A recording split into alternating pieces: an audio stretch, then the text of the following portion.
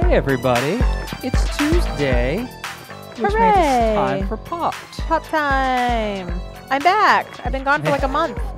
Welcome back. Yeah, it really had. Well, She got the space flu. I got the space flu. First, I just Right. took the week off, and then I got the space flu, and I was under quarantine. Yep. And we took 2 weeks off, and then last week I had a thing. So this has been a You month had now a for you. thing. I had a thing. I know. It's amazing that anything could. Yes. Yes, and you are listening to the sweet sounds of fingers. Yes. F1NG3RS out of Richmond, who makes Yes. this amazing Maniac Mansion theme for us. And for those just now tuning in on the Facebook stream, hello. We had a little technical hiccup there. So Oh, the podcast folks get an extra minute and a half of audio. you lucky thing. So, yes, it's Tuesday. It's time for Pop Culture. We got Myles joining us tonight. We Myles, do. how's it going, man? And it's even longer for me since I was here. I know. We're very Yeah. glad you're not dead. I know. We had This the Myles is- McNutt Memorial. We did. Because we thought Disney, you were dead. Disney I mean, Pixar look. bracket showdown. I felt dead for a while there, but then once I was able to make that bracket, I felt alive again. And so I appreciated Once the, it was properly development. seated. Once I Yes. was properly scrambling in my office before class. Yeah, because you were kind of quiet there for a while, and then this bracket came up, and you're like, "Oh my!" I have never seen you more mad than at anything other than this bracket, Right, and I its don't lack think of seeds. and I don't think you even saw me mad. It was just a lot of It was caps. just in a the- lot of in the caps group lock, chat, and I feel yeah. like that it's like that's happened to me before, where I will use caps to express myself, and people will be taken aback, like, "Oh, is something wrong? Are you okay?"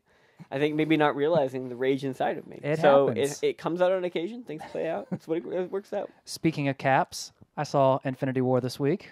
Yes, you did. See what I In did there? fact, so did I. I also saw Wow. Infinity War.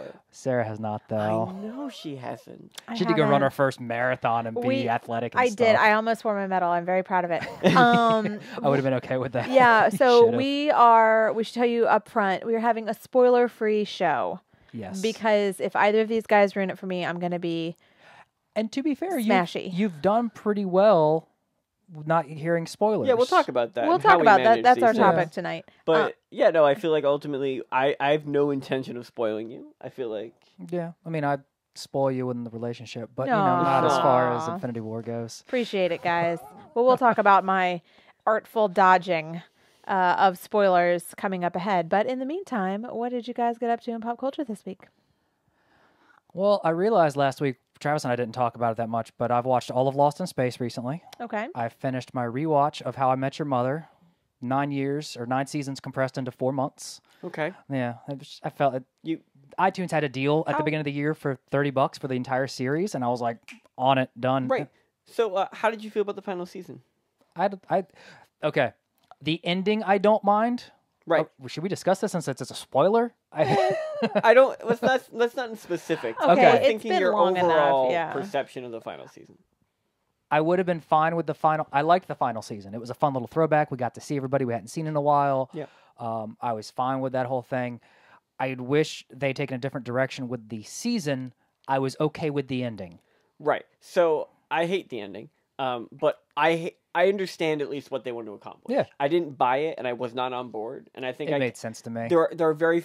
I think I just felt very violently against it, and it built myself up in that way. Yeah. That when it got to the end, I'm just like, screw you, television show. However, I will say that to me, the real issue with that season is from an organizational perspective. They have to try to wring 22 episodes out of a premise that cannot contain that. Okay. And it's Yeah, very because it took place over like 24 hours. right, and for I don't 2 or 3 think days. that's actually like productive. Moreover, the fact it is very evident that Jason Segel had no interest in being a part of that season and filmed all this stuff in the span of about a week. You know, I hadn't really thought about that, but I can see yes, that. Okay. so like his whole like thing with Sherry Shepherd just kind of like off on his Yeah. own, like that is clearly an effort. I feel like it took away from what they really wanted to be able to See, accomplish. you're looking at it more from the behind the scenes perspective. Right. I was thinking more of the fact that, okay, given how the end of the season, the very end of the series unfolds, which Yeah. I was okay with, Yeah. I would have preferred to see more of the mother and Yes. her and Ted, Correct. based off what happened with her, and the fact that we focused on Barney and Robin's wedding for them to get divorced a few years later. It's cheap. Yeah, And but I did that's- like him going back to Sure. Yeah. I mean, I was violently against it, but that's fine. Now, would you say violently more or less than the Disney Pixar bracket? Less. Okay. I feel like I felt that was a more principled stance. Okay. That was more just an opinion that manifested as. Fair enough. I was violently against it. Thank you. Violently. Really? Yes. Because seeing as you were I someone... went back to my ex-boyfriend. Yeah. That's not the point. If we didn't have... Yeah, I know. Well, now we're getting married. It's not about the concept of them getting back together. It's about they had clearly unsolvable problems. Yeah, I feel like they glossed over a lot of significant They challenges absolutely that did. needed to be addressed. I do love that we are starting the spoiler-free show by With- actively discussing the ending of a television show. A very that popular some people one. could very much still be binging at this moment in time, but I stand by it's been long enough. Do you want to know what I did? What'd you do? In the last month of pop culture? I started and finished Alias Grace, which I quite enjoyed. Canada, represent. Yeah, crazy Canada women and all kinds of weird uprisings and stuff like that and murder. And I mean, they're all like Irish born, but yeah, Canada. Still, yeah, we're good with that. And I started Reign, which like Reigning Queen, which by the way is amazing. Why wasn't I already watching it? It's the CW's version of Game of Thrones, right? Kind I of. don't know. I've never Mary seen Queen the of Scots. HBO version of. Neither. I've only watched Game of one Thrones. episode of Game of Thrones. Yeah. But no, yeah, Mary Queen of Scots, and it's good, and it's got some like weird stuff going on, and it's a little bit jumpy, and It's like part like witchcraftery and part love triangle and all sorts of stuff. Yeah, Yes. I never got past the first few episodes, but well, that's all I've watched so far. But I plan on getting past them. yeah. I quite enjoyed that, and let's see, a lot of intervention. Yeah. Yeah, Have you watched Lost in Space? What have you done, Miles? What have I done? You've done a I lot feel of stuff. like I've done a lot and yet not as much as I want because it's the end of the semester, which is always a slightly busy time to be able to manage all those things. That's why you haven't been on air. You've Right, been and so busy it's like teaching.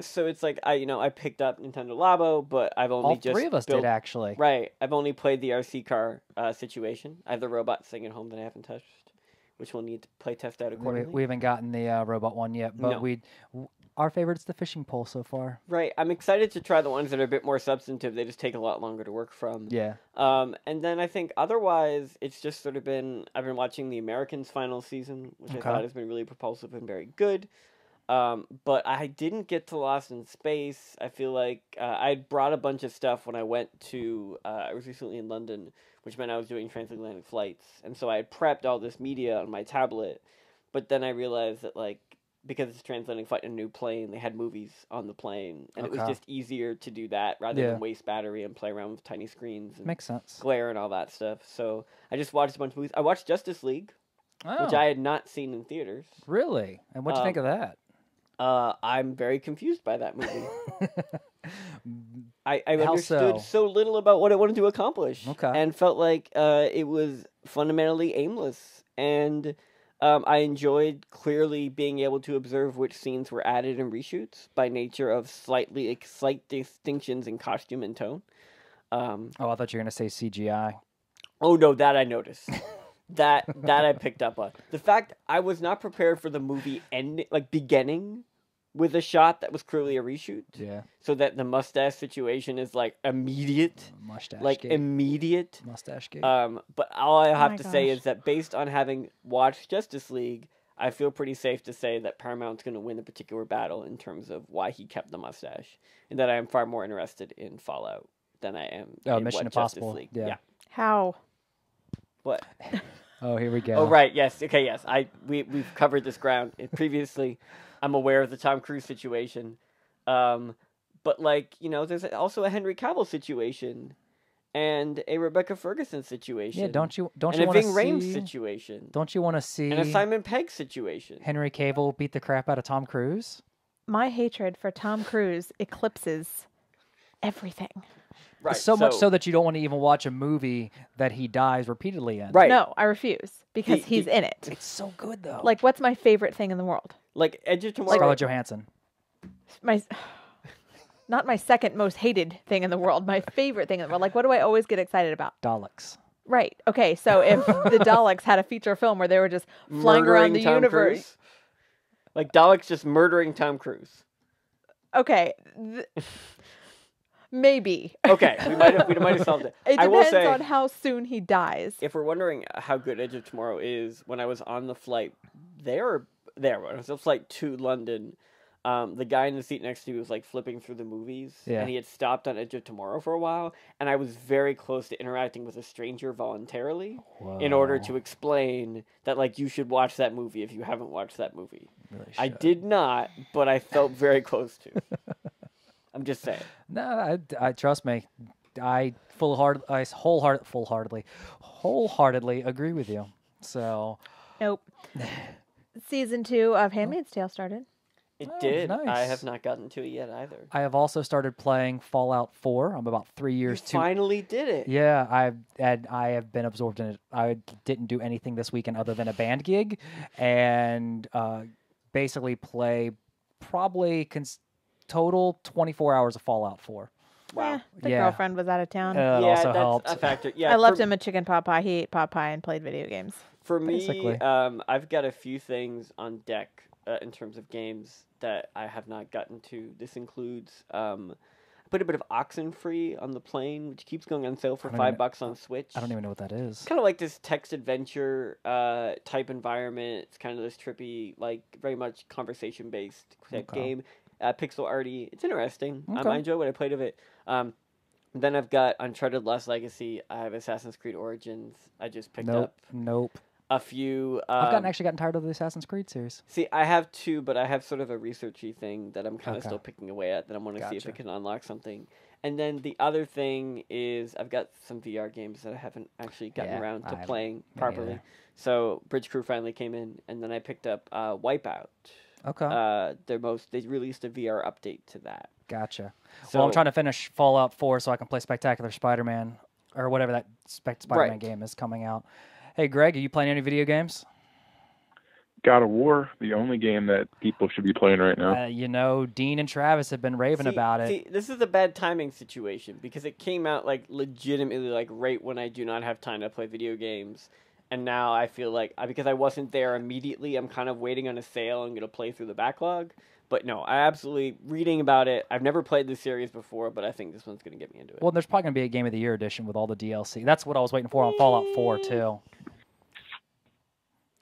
I don't know if you can, I mean, for me, that's the kind of game where I feel like it's about the experience, and I'm very curious to sort of be able to dive in. But certainly everything I've heard, like, consistently across the board has been great. Fair enough. So, Greg, how you liking God of War? Since we're in a video game discussion. It's amazing. Last of Us is my all-time favorite game, I might be it might be tied at least. Really? With Last of Us by the time I'm done. Yeah. Wow. That's impressive. Oh, that's another thing we did in pop culture. We went to Greg's awesome trivia night. We did. I even have Ultron up here to remind me, and I completely forgot. We got third place. Sarah, Travis, and I got third place. I know, and let me tell you, Greg, he grumbled about that, about James McAvoy's country of origin. I heard about that for a week. I know. I put England instead of Scotland. Yeah. I'm so sorry. If you had looked at me, I would have mouthed Scottish to you. He thinks that we would still be in sudden death overtime. We would be. We went to the sudden death with a perfect score, tied with two other teams, and then got third like a bunch of chumps.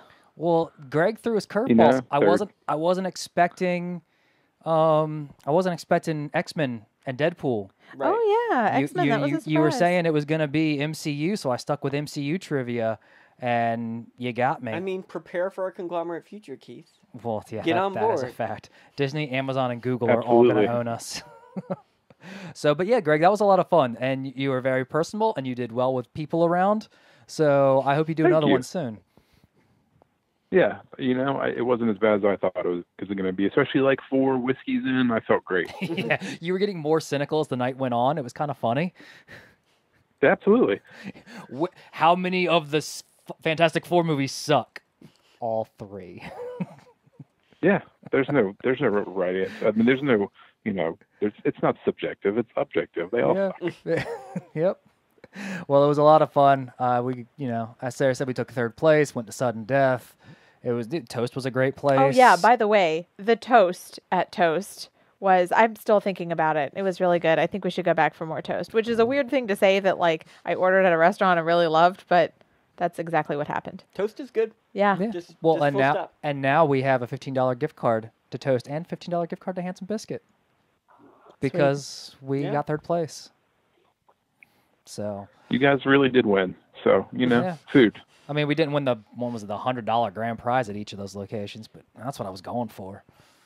That would have been awesome. Yeah, but it was a tough break. I felt for you. I appreciate it. All right, without further ado, there it is. Oh, yeah. Local heroes. I'm not doing it. Kind of falling away the two. Don't even look at it. Don't do it.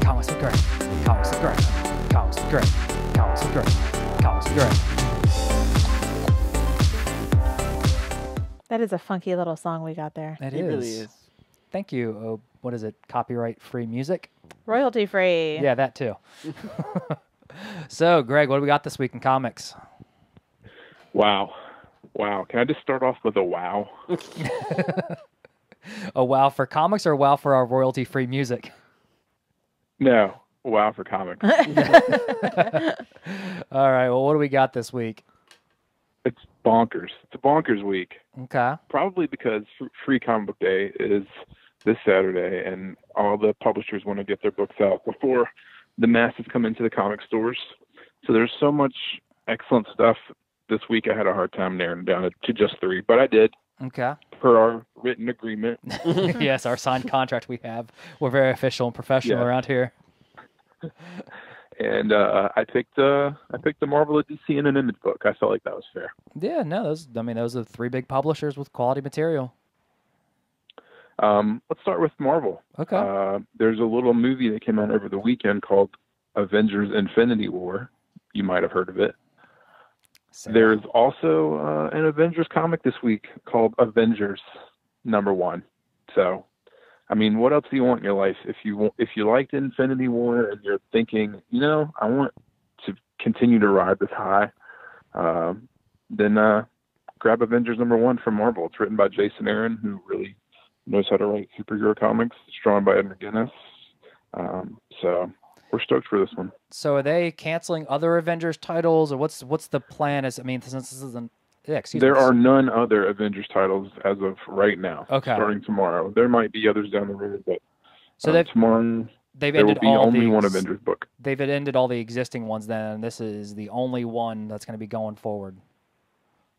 Yeah, yes, until they make another one, yes. which, they probably will. Oh, yeah, they will. Or until they reboot everything. Let's hope there's just one Avengers book for a while.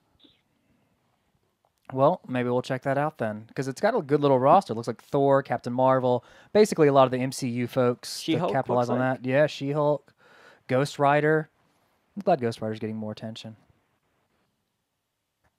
Yeah, there's really nothing to complain about unless you can find something to complain about in any comic book, which there are a lot of people. There are plenty of those people. The book from Image tomorrow, I'm also really excited for. I read an advanced copy. It's called Death or Glory.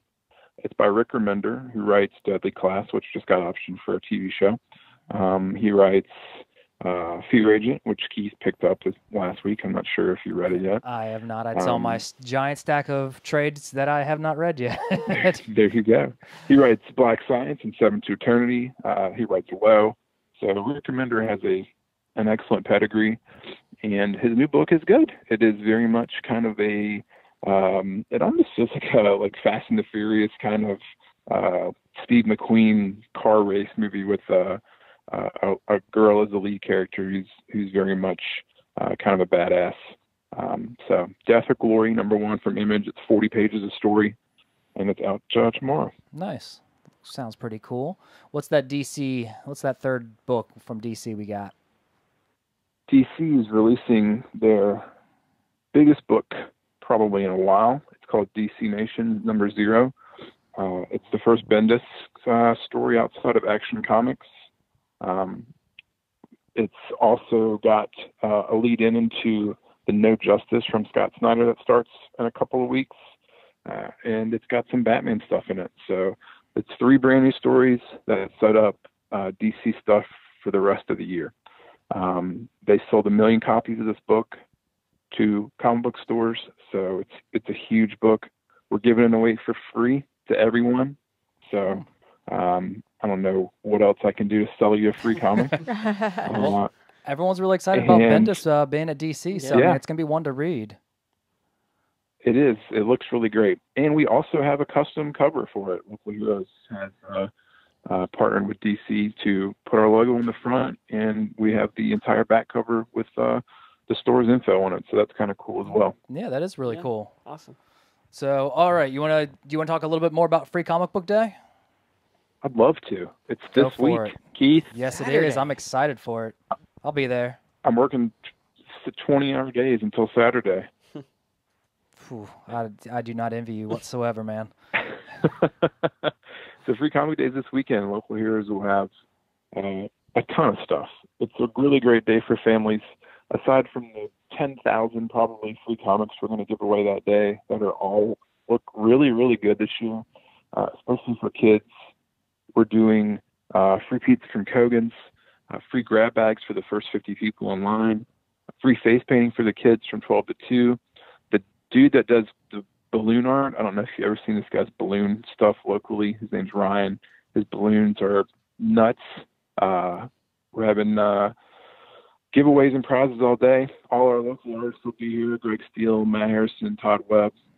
And it's going to be just kind of a really great day to come talk comics with people who like comics and to get some free stuff and hopefully have a good time. And there's usually a line. I mean, you open up at 11, and there is usually a line by like 10:30. I think last year when I was there, when Matt and I were there was a line easily by 10:15, 10:30. So you want to get there early. Well, we open at 10. Oh, okay. We open at 10. Add an hour to that. Don't forget, we do open an hour early on Free Comic Book Day. So the line will start forming around, usually it starts around 8:30. So, but you don't have to wait in line if you don't want to. We'll have free comics throughout the day. So if you are excited to wait in line, please do. And if you just want to roll in later, we'll be here. Well, and even if you're waiting in line, there's still raffles and food that, you, Sibley, and the rest of your crew hand I out. have donuts for people in line. So I try to take care of the folks in line that are hanging out. So it's cool. Yeah, for sure. Well, I will see you there Saturday, sir. Yep. Miles, you going? Yeah, I'll go. Cool. I think Sarah might be going on her way to wine. It's my Wine Fest pregame. There you go. So we'll all be there at some point on Saturday morning. That's great. Sarah should definitely come before she throws up purple juice around 6 o'clock. I have more chill than that, Greg. I'll show up when I'm like at the right level of fun. Right. Yeah. Yeah. That's when I'll show up. I'll show up in the evening, and you'll be like, "Oh, I'm so glad Sarah's here. She's so funny." Because I get really, really smart and intelligent when I drink. Yes. Every single time. Intelligent, so I can only imagine how crazy it is. That sounded like a true statement to me. Red wine. Absolutely. Yeah. Red wine improves everyone's demeanor. So awesome, Greg. Well, we will see you Saturday. And did you give the address yet? I don't think we've had you. I didn't. Tell everybody where they can come to. Is on Colonial Avenue in Norfolk, Virginia, at 1905 Colonial Avenue, right next to Kogan's and Cafe Stella. Free Comic Book Day is going on all across the country, so if you're not local, check out freecomicbookday.com, and they can point you in the direction of a store near you who is having an event. Awesome. Well, we will see you Saturday, sir, and as always, thank you for calling in, man. Thanks, Keith. Can't wait. We'll see you Saturday. Yep. See you, man. See you then. Bye. Bye. Greg's the best. Yes. So, okay, there we go. Sorry, I had to do some technical stuff there. But yeah, we were talking about gaming a little bit when Greg chimed in. We were. And I'm trying to get Fallout 4 done before Spider-Man comes out, because that looks like it's that doesn't come out until September. September. You've got plenty of time. Fallout 4. I mean, those Fallout games are expansive, and I also know I'm not gonna have as much time to game as I normally do. Right, because it's summer. And yeah, I guess I'll go outside. That's a thing people do during summer, right? I mean, look, this is why I like having you on the show, Myles. You and I we don't want to deal with people, don't want to go outside. Let's just keep to our video games, and that's why we've got Sarah around to occasionally yank us out of the house. So be personable and social.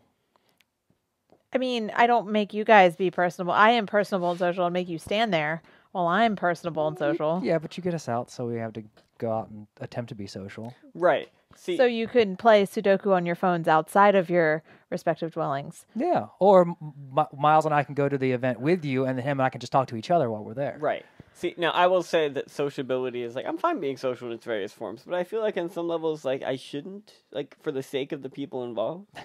I had an interaction when I was in London that would basically boil down to, I was good for a while, and then I interjected with a very pop culture focused anecdote of various forms, and my friend that I was with was like, she stopped everything. She's just like, Myles, you need to tell them what you do to contextualize how you are.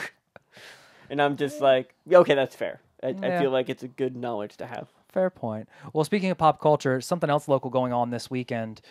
Two things. And Sarah, I sent you the link. They are doing a eighth annual Norfolk lightsaber battle over at Norfolk Collegiate on Granby Street. Huh. Yeah, apparently this has been a thing going on for 7 years, and this is the 8th year now, and I'm like, how am I just now finding out about this? It does seem strange that you would not have picked up on that. Yeah, so, well, I wasn't as in tune as I am now. And I'm just saying, bad marketing on their part if they didn't reach you. Yeah, I also, the only way I happened to see it was seeing it at Narrow Video, actually, when we were checking out our shelves over the past month. So that's going to be at Norfolk Collegiate, Saturday, May 5th at 6 p.m., so... You go to Local Heroes in the morning, you hit up Wine Fest, you come out to the lightsaber battles in the evening. Definitely do it in that order. Definitely do it in that order. Oh, of course. Start in the morning, get drunk, go to lightsaber battle. I feel like I mean, isn't that what you normally do with lightsaber battles? Isn't that just a normal Saturday? Right? What have I been doing with my life? I don't know. Not every Saturday has been like that. So we just posted up the link to the event in our Facebook comments if you guys are watching Facebook Live. So how does that work? What? Like, what is the battle? Well, there's going to be... Hold on, let me see here. Let me pull my notes back up here. There's going to be lightsaber demos, costume contest, bring your own lightsaber, all ages welcome. So I imagine you sign up for They're it. doing it in rounds. Yeah, right, but what qualifies as like a hit? 'Cause like you can't literally hit people with these lightsabers. And what kind of certification do these referees have? Right. Like, is it a point system based on like how you like break down someone's defenses? Is it like scored like more like a jujitsu or some kind of martial art in terms of a point system? Is it like fencing? I would imagine it'd be like fencing, right? Yeah, but like the point of fencing is you're wearing like padding and there's like a clear sensors, like like whereas like how are we? Honestly, if there are rules for an actual real-life Quidditch, I imagine there are rules for lightsaber battles. Well, here are some of the rules. You have to bring your own. Store-bought plastic and homemade foam sabers are acceptable. No metal pipes, athletic sticks, etc. So, good thing. No metal pipes. Don't bash each other with metal pipes. So, okay, good to know. So, Myles, don't bring your tire iron and try. It's free and open to the public. Yep. Get a pool noodle and go. But see, that's just poor. So any solid you have core, to sign. Yeah, you have to sign a waiver. Sign a waiver this year. Just this year. Apparently, in previous years, they have not had a waiver system, and I have to believe that there's a reason for that change in policy. There's not a real breakdown of how this works. No, I'm gonna have so many questions. To Neil's point, I have not seen. I haven't seen that either. I did see a video about it on my YouTube stream. That I did not click on. Someone read his comment for the podcast listeners. Oh yes, Neil chimed in. He said, "Hey guys, did you guys see the little lightsaber battle Easter egg in Labo? Useless but still fun." For the record, I would argue that I rephrased his question in my answer to his question enough that people could have followed because I am a professional, but I do what I can. But yes, it's good. It's a good point. But yeah, no, I haven't tried it, but I'm curious to play around with it. I find in general Labo that it's really. It feels clever the way it's organized and structured. Yeah. I feel like there's a lot of charm to it. Whoever wrote it was very witty too. Yeah, pithy instructions. Because to be fair, if you're gonna spend like hours of your life putting cardboard together, like it's got to be a little pithy. Yeah, sort of elevate it from there. And in the good old fashioned wee way, it said, hey, take a break, go outside. And we're like, no, we're not. Let's power through. We're not amateurs. We're gonna power through. We committed to 200-something minutes on this keyboard. We're going to stay here until it's done. I will say, I've looked at like the time estimates where it's like 120 minutes to 150 minutes, and I'm like, challenge accepted. That's going to be me just like timing myself and seeing if I can manage it. I don't think I ever got that one. No, I do not have that drop. We've had fun with it though. Yeah, it's been a lot of fun. It's been a good little team building exercise for us. Yeah, that's what I was sort of like going through it. I realized sort of how much so like my brother texted me. He's like, "What did you think?" I'm like, "Well, I just built the car. I really don't know quite moving through." But like I was thinking, like that's a thing where I find the building, even if my brother's girlfriend is not a big gamer, that's something that they could do together, right? It involves her in that process For sure. Totally. I feel like that's sort of a part of the nature of the game and its sort of investment in that platform. Hell, Sarah went to bed after we were, spent a good half a day building, let's see, the race car, the fishing rod, the piano, and the house. We still have the motorbike to do, but that's the only one left. And she went to bed. I went into fishing for like half an hour. I'm sitting there, screens on the coffee table. I'm just like, ooh, I thought I turned this down. That was the sound you made when you went fishing. Yes, that's exactly the sound I made. So, but yeah, the Labo is a lot of fun, and I'm looking forward to putting that motorbike together and seeing what else we can do. The funny thing about Nintendo Labo is that I hate fishing IRL. It's so stupid.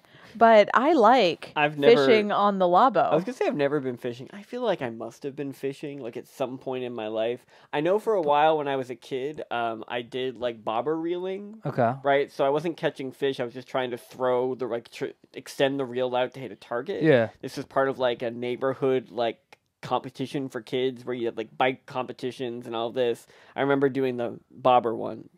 But I think the closest to fishing I've done. And yet, I'm excited by the prospect of just kind of playing around with it. I did fish a lot in Ocarina of Time. And WoW? Did you fish any in WoW? I did not, no. I actually enjoyed fishing in WoW. The last time I went actual fishing, I was maybe like 8, 9, somewhere like that. I like fishing in the Cappy game. In Odyssey. Mario Odyssey. Yeah. The Cappy game. Yeah, the Cappy game. Sarah doesn't use real names. Oh, that fishing. Right, yes. Yeah, the fishing for the moon. Yeah. So. It was fun. All right. Well, you guys heard that sound because I'm a moron and didn't turn the volume down. So let's get back to it. And that means we have got, hopefully, let's see, we got Henry on the line. Hey, Henry, how's it going, man? It's been a while. Hey, can you hear me? Yes, sir. We can hear you. Hi, Good to see you. Likewise. I know. We haven't gotten your face with us before. It's we've just heard the sweet sounds of Henry's voice, and now we actually get to see him. Yeah. Look at that. In that white room. So Henry, how you been, man? What do you got for us today? Oh, yeah. Well, today is the 1st of May, and it's a very big month for entertainment and for television, especially because we have the season ending, and we have the upfronts in a few weeks. I think it's 2 or 3 weeks from now, and there will be a lot of big network decisions coming up. So there's a lot of big changes. As every May, we find out what the new schedule will be for the fall, and we see what's going to be new and what's going to be canceled. So I'm just curious, sort of from your perspective, I feel like weirdly disconnected from broadcast TV right now. What for you are sort of the big bubble shows that sort of could live or die in the coming weeks that you feel sort of are most meaningful to audiences?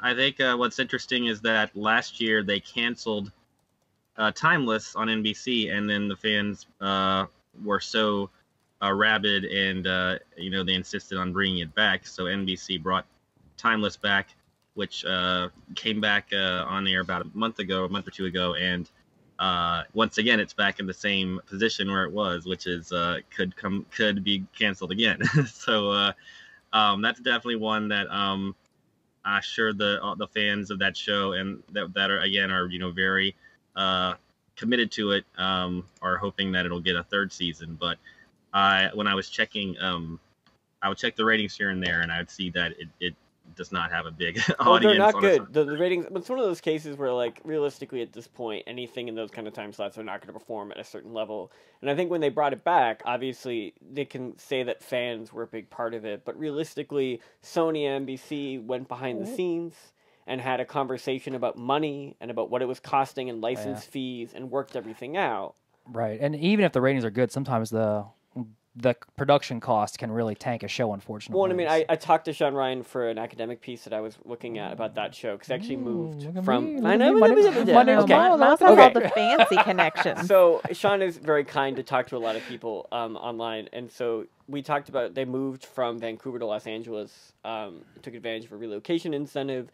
that's something that they're looking at. I think the reality is so that like the show's drawing like a 0.6 in the demo, like 2.5 million viewers. In this day and age, though, it's very unclear what qualifies a show to be canceled. Like shows that are getting ratings that should 100% have canceled them a year ago. Now it's sort of very unclear as to what is the sort of bottom. I think it really just depends on who's in charge at that particular, station, right? Right. And so I think there's a breaking point, and I think we're going to see that with a lot of shows in the next couple of years. But then you have the CW who's just renewing everything, and so you kind of get into confusing positions where someone tries to follow logic, and yet it's very difficult. So I think it's that much more uncertain. I used to feel like I could understand or sort of anticipate what was about to go happen. I feel like that's not the case anymore. Yeah, CW seems to really follow kind of a niche programming, anyways. Though they've got kind of the teen demo, I think. That's what it feels like as someone who's only watches their DC shows. But they've got Riverdale, they've got Rain. Yes, they had Rain, but yes, yeah, Rain's done. Okay, yeah. The best way I would understand that is sort of like Mark Pedowitz is sort of operating under the logic that the CW just is a different business model. Now, whether or not it actually is a different business model or not, good question. We'll find it in a couple years, but I feel like they're sort of betting on that at the moment. What's a business model? I mean, does MoviePass have one? I mean, let's be honest, they don't count anymore. Well, not to get too deep into the weeds of what you were talking about, but yeah, like last year, ABC canceled Last Man Standing because there was a dispute with Fox and who was going to pay for it, and Tim Allen has a big salary and all this, and people were mad about it. Oddly enough, Disney and Fox are going to be merging the Fox TV and Disney people, so if that had happened 2 years later, it might still be on. Well, and that's the thing, right? It's like it's one of those cases where I always find this so interesting talking about this because like something like Last Man Standing, like a lot of people very strongly believe that show was canceled because Tim Allen is conservative, and I'm just sort of like, well, that there's no evidence to support that. Point A, but number two, like money is the reason why all of this happens. Like that happened because once you hit the 5th season of a show, there's an expectation that the network is going to start paying for its production costs because at that point the show is intended to have enough value that they're just like, look, we're in the 5th season at this point. Now the network pays for production costs so that the studio, who's been losing money making the show for 5 years, can start to recoup their costs. Gotcha. Now, in our current environment, though, for linear ratings as low as they are, that's a much tougher sell to get a network to buy in on that level. Okay. When it's a show that's not The Big Bang Theory, right? When it's a show that's not Modern Family, etc. And so the show got caught up in that and the fact that Tim Allen wants a raise, right? Wants more money. He's the star of that show, and he was the star of that show. And at a certain point, ABC's just like, it's not drawing enough numbers for us to justify getting into the weeds on the financials. But the issue is that, like, your average viewer of any show is not aware of the financials, is not going to be thinking of what's the license fee here, what studio owns that show. And so a lot of the time I spend talking to my students is just, like, think about ownership as being a predominant way of understanding this. And so now I think more than ever before, ownership matters, right? Like, the first show that got canceled in the fall, nothing gets canceled anymore. Everything gets trimmed or kind of like, they just never say canceled. But when they go through this, what often happens is you'll see like a show that CBS owns will get an extra few weeks, will get more time, whereas one that they're bought from Warner Brothers won't. And that's where I think you get into those kind of vagaries. So if you're trying to like read the tea leaves in our current moment, I think the ownership question is a good way to try to figure out how concerned you should be for your favorite show. Well, it's funny you say that about the whole, things don't get canceled or anymore. They just kind of get trimmed down. I don't think we ever got an official order about Powerless. I think they were just like, we're going to stop airing episodes, and we haven't heard anything about it since. So it's like you get stuff shoved to Saturday night sometimes, sort of burn off, right? They call it in that way. Some gets pushed to summer, taken off the schedule. Shield got pushed to Friday. Now, the push to Friday thing in our current climate, though, doesn't necessarily mean is what it used to be, because in our current climate, Friday nights, there's very low expectations, which means the show can sort of survive there where it can't on a more difficult night. But, like, at the same time, like, you have to look at a lot of these shows and figure that they just didn't air all their episodes or something got pushed back. Order. Like, the CW likes to do this now where it's like they won't pick up a back 9 of a fall show. They'll just air 13. And they're like, but it's still alive. Maybe it'll pop on Netflix. And I'm just looking at Mark Pedowitz like, no, Mark Pedowitz, you're lying. You are fundamentally lying. Same with stuff like NBC's The Brave, all these kind of shows. Like, they leave them in contention because they don't want to be the bad guy. Yeah. Right? I don't want to disappoint people. But, like, in the next... Well, with the instant feedback that everybody can give these days. In the next 3 weeks, though, I think you can agree, like, they're going to disappoint some people, right? These networks are going to have to make some cuts, and there's going to be some fans who are going to be disappointed. So, I mean, I mentioned Agents of S.H.I.E.L.D., which I still don't think we have anything on yet, right, Henry? No.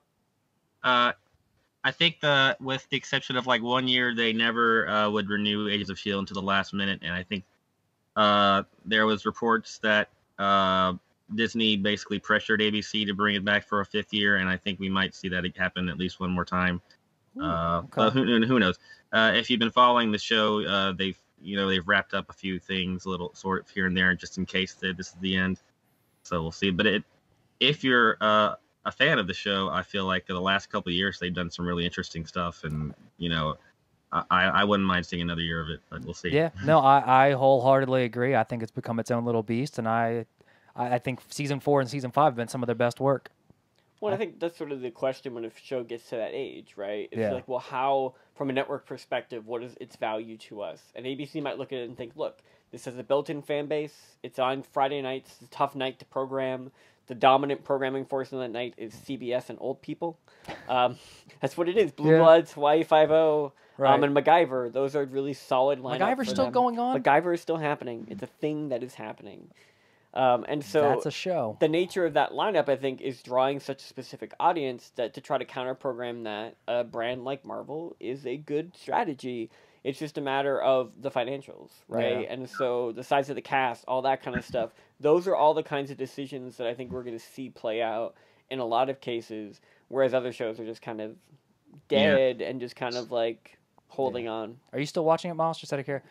Their little tie-in to Infinity War was an off like kind of off the cuff line. It was like some guy was like, "Did you see what's happening in New York?" And then the conversation just kept going after that. Like that was their only throwaway. I think Netflix will do that. They'll have a brief mention of Captain America or something on the shows. Yeah. the best way to understand the whole like. But Go ahead. the inevitable cancellation of Inhumans probably means we might see more Shield too.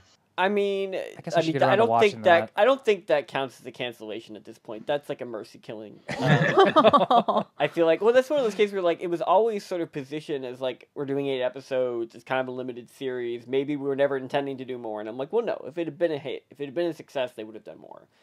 It just clearly wasn't. Everything about it kind of failed to generate anything meaningful. It was very clear from the get-go that it wasn't really a priority for anyone involved, and that the split between the TV and film areas with Perlmutter and Feig kind of was clearly a huge impact. I really wish they'd stop that nonsense. I mean, that's good luck with I know. Perlmutter giving up nonsense. But I feel like that's obviously a challenge. And like in general, I feel like everything with the Marvel TV, they built up this possibility of shared universe stuff and kind of building with that. And it became very clear that the production cycles and the production teams and everything were too separate to manage it. And so they're kind of just left floating, which is why, on the one hand, I think S.H.I.E.L.D.'s become its own thing. Yeah. But at the same time, I don't think anybody would say that if they canceled S.H.I.E.L.D., that would have any impact whatsoever No, it's on Marvel's larger plan. It definitely wouldn't. Well, I'm not going to get onto a whole show discussion. Which is why I think they left it standalone, right? Yeah. Which is why they sort of separated it, because it means they can cancel it whenever they want and not Right. feel like they're creating some sort of chain effect. Yeah, makes sense. So what else is anything else getting the axe? Anything else? Anything big Well, the show surprises? that I am fairly confident might come back is Great News on NBC, because it's Tina Fey produced and it's very funny. And if you're a 30 Rock or a Kimmy Schmidt fan, then you would definitely like it. And the ratings are not great, but then again, the ratings were never great for 30 Rock, so I think that NBC will keep that one. Well, I think the challenge there is sort of like a show like Great News or any of those kinds of examples represents sort of like a clear opportunity. It's like a niche comedy playing to a certain audience, but it's like something 30 Rock. 30 Rock was winning Emmys. 30 Rock was really sort of generating a lot of critical buzz. 30 Rock had a very wealthy audience. Rich people watched it. Basically, rich white people, not shockingly, loved 30 Rock of all things. So what you get into then, though, is like, what are the demos on Great News? What is it looking at? But also, what are the expectations, right? Like, what does NBC actually want out of that show? What do they need on their bench? How do the rest of the pilots turn out? And so I think certainly there's a lot of people in my Twitter feed who are very much behind Great News coming back, and stranger things have happened. But it's also very easy to imagine NBC just being like, oh, we've got a hot news sitcom we think can draw a better audience that has a better chance of being a hit. And that's the whole situation, right? Until you totally figure that out, it's hard to know exactly what will end up. Not that it's super relevant anymore, but what night is Great News on? It was on Thursdays. Yeah, they did. They had it airing with The Good Place, where they would do a 13 episode, season in the fall and the early winter, and then they would, move on to another thing. So I think that's what they're gonna. I think, and doing the 13 episode seasons allows the network to have more shows. Right, and I think that's sort of one of those things we're seeing. Certainly, the CW has gone to a lot of short form seasons of a lot of their shows, stuff like iZombies. Yeah, Legends Tomorrow is already done. Right, and certainly the CW is also scheduling Sunday nights beginning in the fall, which means they're adding 2 hours to their programming block, which means they suddenly have like 4 new slots. So that's going to change their kind of pickup dynamics a little bit. It's allowed shows like Crazy Ex-Girlfriend to continue on from there. But like great news and like the Thursday comedy situation, again, it's like, okay, you know, The Good Place has a lot of buzz. It's a fantastic show. It's a great show. It's done really well on streaming. It's clearly sort of caught on with people sort of catching up. Whereas like Great News, kind of that hasn't happened. It hasn't caught on in quite the same way. Well, you mentioned it streaming. I don't even watch Agents of S.H.I.E.L.D. live. I watch it Saturday morning. It's the first thing I do. Right. Make some tea, have breakfast, and watch Agents of S.H.I.E.L.D. So, I mean, I'm not even contributing to the ratings. I mean, you're watching on Hulu? Yeah. Then you're contributing to ratings. Oh, it is? Okay. Yes. No, I don't know how they count all that stuff. You're not contributing to Nielsen ratings, but technically speaking, like watching on Hulu, do you have ad-free Hulu? Thanks. Yes. So yes. Okay, so if that's the case, then that's moving through. So, but like, ultimately, ABC owns a third of Hulu. So that's the third of your money that's going to them is them counting you. As long as it's not going to Amy Schumer. That's why I got ad-free Hulu, because of the trailer for Snatched was on every 5 seconds, and it played 3 times in one commercial break. And that really worked out well for them too. Yeah. I snapped. She really did. And all of a sudden, I was getting text from everybody who's totally legally on my Hulu and said, "Wow, no commercials, thanks." And I'm like, "Yeah, it's Amy Schumer's fault." First record, they're not illegally on your Hulu. No, I said totally legally. They all have profiles. Thank you. Okay. Yeah. I just said illegally, and I'm like, no. Legally. Maybe unethical. Maybe unethical, not illegal. So, Henry, what else we got? Henry, what else we got going on? So just looking through, there's a lot of stuff that ABC hasn't picked up, like Designated Survivor and Blackish, and some of these shows that have a pretty good following. I think they're going to end up picking up most of these. Well, I mean, it's also like it's always a question of like, are there other factors? So in the case of Blackish, currently there's a clear sort of conflict between ABC and Kenya Barris, who created that show. There was an episode of the show that they were going to air about players kneeling in the NFL that did not air because they could not agree on the episode's final cut. Basically, ABC wasn't willing to air his final cut. He wasn't willing to air ABC's, and they reached a stalemate. But there's been talk of him abandoning his ABC development deal to go to Netflix. And so it sort of raises a question of, like, is Blackish going to get caught up in that disagreement? My sense would be no. I think it's getting picked up. But then you look at a show like Designated Survivor. Doesn't Blackish have a spinoff? It does, Grownish. Yeah, Grownish. On ABC Family /Freeform. I mean, I'm not saying that the original has to be around for the spinoff. Ask Frasier. Right. But no, I mean, like, I think you're right that certainly ABC is invested in that brand, but we're also clearly seeing some signs of conflict.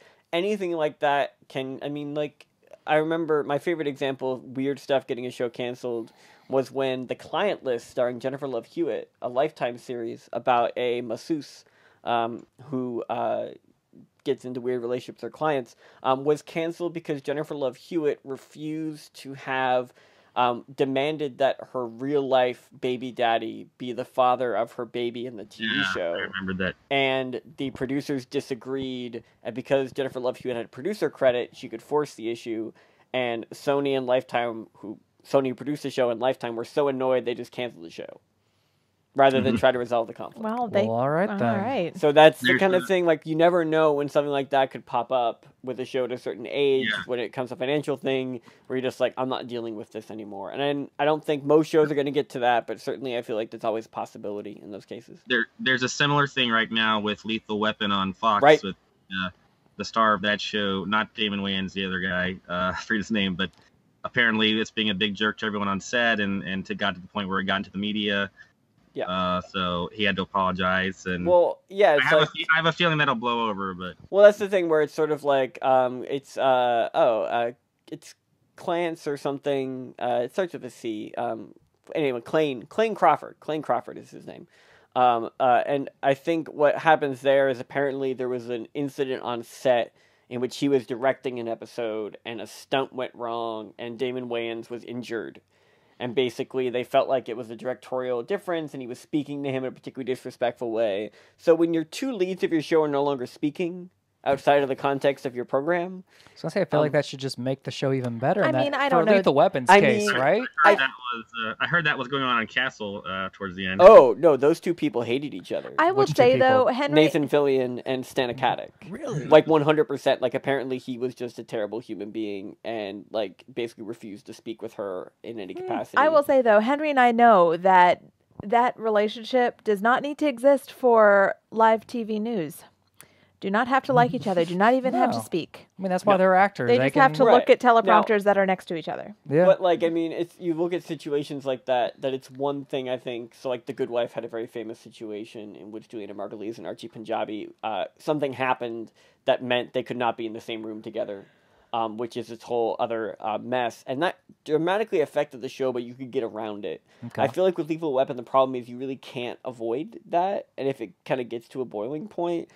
But they're talking about recasting, bringing in a new character, and just kind of moving from there. Like Interesting. it might just be talk to try to force the issue and get it to a certain stage, but it has left it sort of in limbo. And they've started, as Henry notes, sort of litigating it in the press. Deadline wrote a number of stories about it, very clearly placed by the show or management, by somebody trying to force the issue of the conversation. It's that time of the year. It's that time of the year when kind of come down the brass tacks. Gotcha. All right, Henry. Let's. What else we got? Kind of last speaking of, few points. Speaking of Fox, there's a few shows that are on the bubble that have a big following, like Brooklyn Nine-Nine. The Exorcist has a very hardcore following, and so does Lucifer, and Gotham, of course. It's been on for 4 years now, and so all of those are up for grabs, or may or may not come back. I have a feeling I would be shocked if they cancel Brooklyn Nine-Nine just because it has such a critical. People love that show. It's just an inherently likable show, Yeah. right? Like, and it's not so heavily serialized. I think it plays well in streaming. Just someone sort of catching up. I'm behind now by a considerable margin, but I look forward to someday sort of picking up on it. I think the bigger issue with Fox is a show like Last Man on Earth, which is more serialized and feels like it's lost a lot of its buzz. I feel like people have kind of faded What away about from Ghosted? that show. What No, is that's that, dead. Was that dead? Yeah. Okay. Yeah, I think that's probably Yeah, that's done. I watched like the first 4 or 5 episodes and I didn't keep up with it. So You are part of the problem. no, there's just too much TV going on right now. That's the reality of it. Like I look at so much of the broadcast stuff and realize just how little broadcast TV I'm watching nowadays, and that's partly just a byproduct of life and my job and everything else. But Well, yeah. I mean, as I mentioned before, Shield's the only thing I'm really watching regularly. I've even fallen behind on my CW shows. Other than that, it's because there are too many of them. yeah, there really is. I mean, Like, we're did reaching... you watch any of Black Lightning? Yes, I'm about 4 episodes behind Right. in it, but I've watched it. So the thing is, like, I watched the pilot of Black Lightning and was like, this is fine, but I just couldn't keep up. And I feel like that's Yeah. happening with a lot of shows. The question is that in the case like the CW, they have that Netflix deal, which means that they know Season's that their done. audience, when it's 2 weeks after that season's done, you missed Jane the Virgin, you got caught, like, fell behind. Yeah. Well, now it's all going to be on Netflix in 2 weeks. You've got time to catch up. I feel like for that reason, they think of, like, if you fall behind, it's not a huge deal to them. Right. Whereas by comparison, you wonder with a show like Designated Survivor on ABC, which Henry mentioned, it's like, that's a show where that was supposed to be a big hit. It's kind of completely faded. No one's talking about it. It doesn't feel like it's really caught on in any major way. Is that going to have the sort of back end possibility, the potential long tail to convince them it's worth investing in? That's the kind of question that we don't have a clear answer to. I know Gotham has a Netflix deal, either globally or somewhere else, that might keep it alive a little longer than some other shows in those contexts, but those are all things of dealing with and sort of working with in those cases. Okay.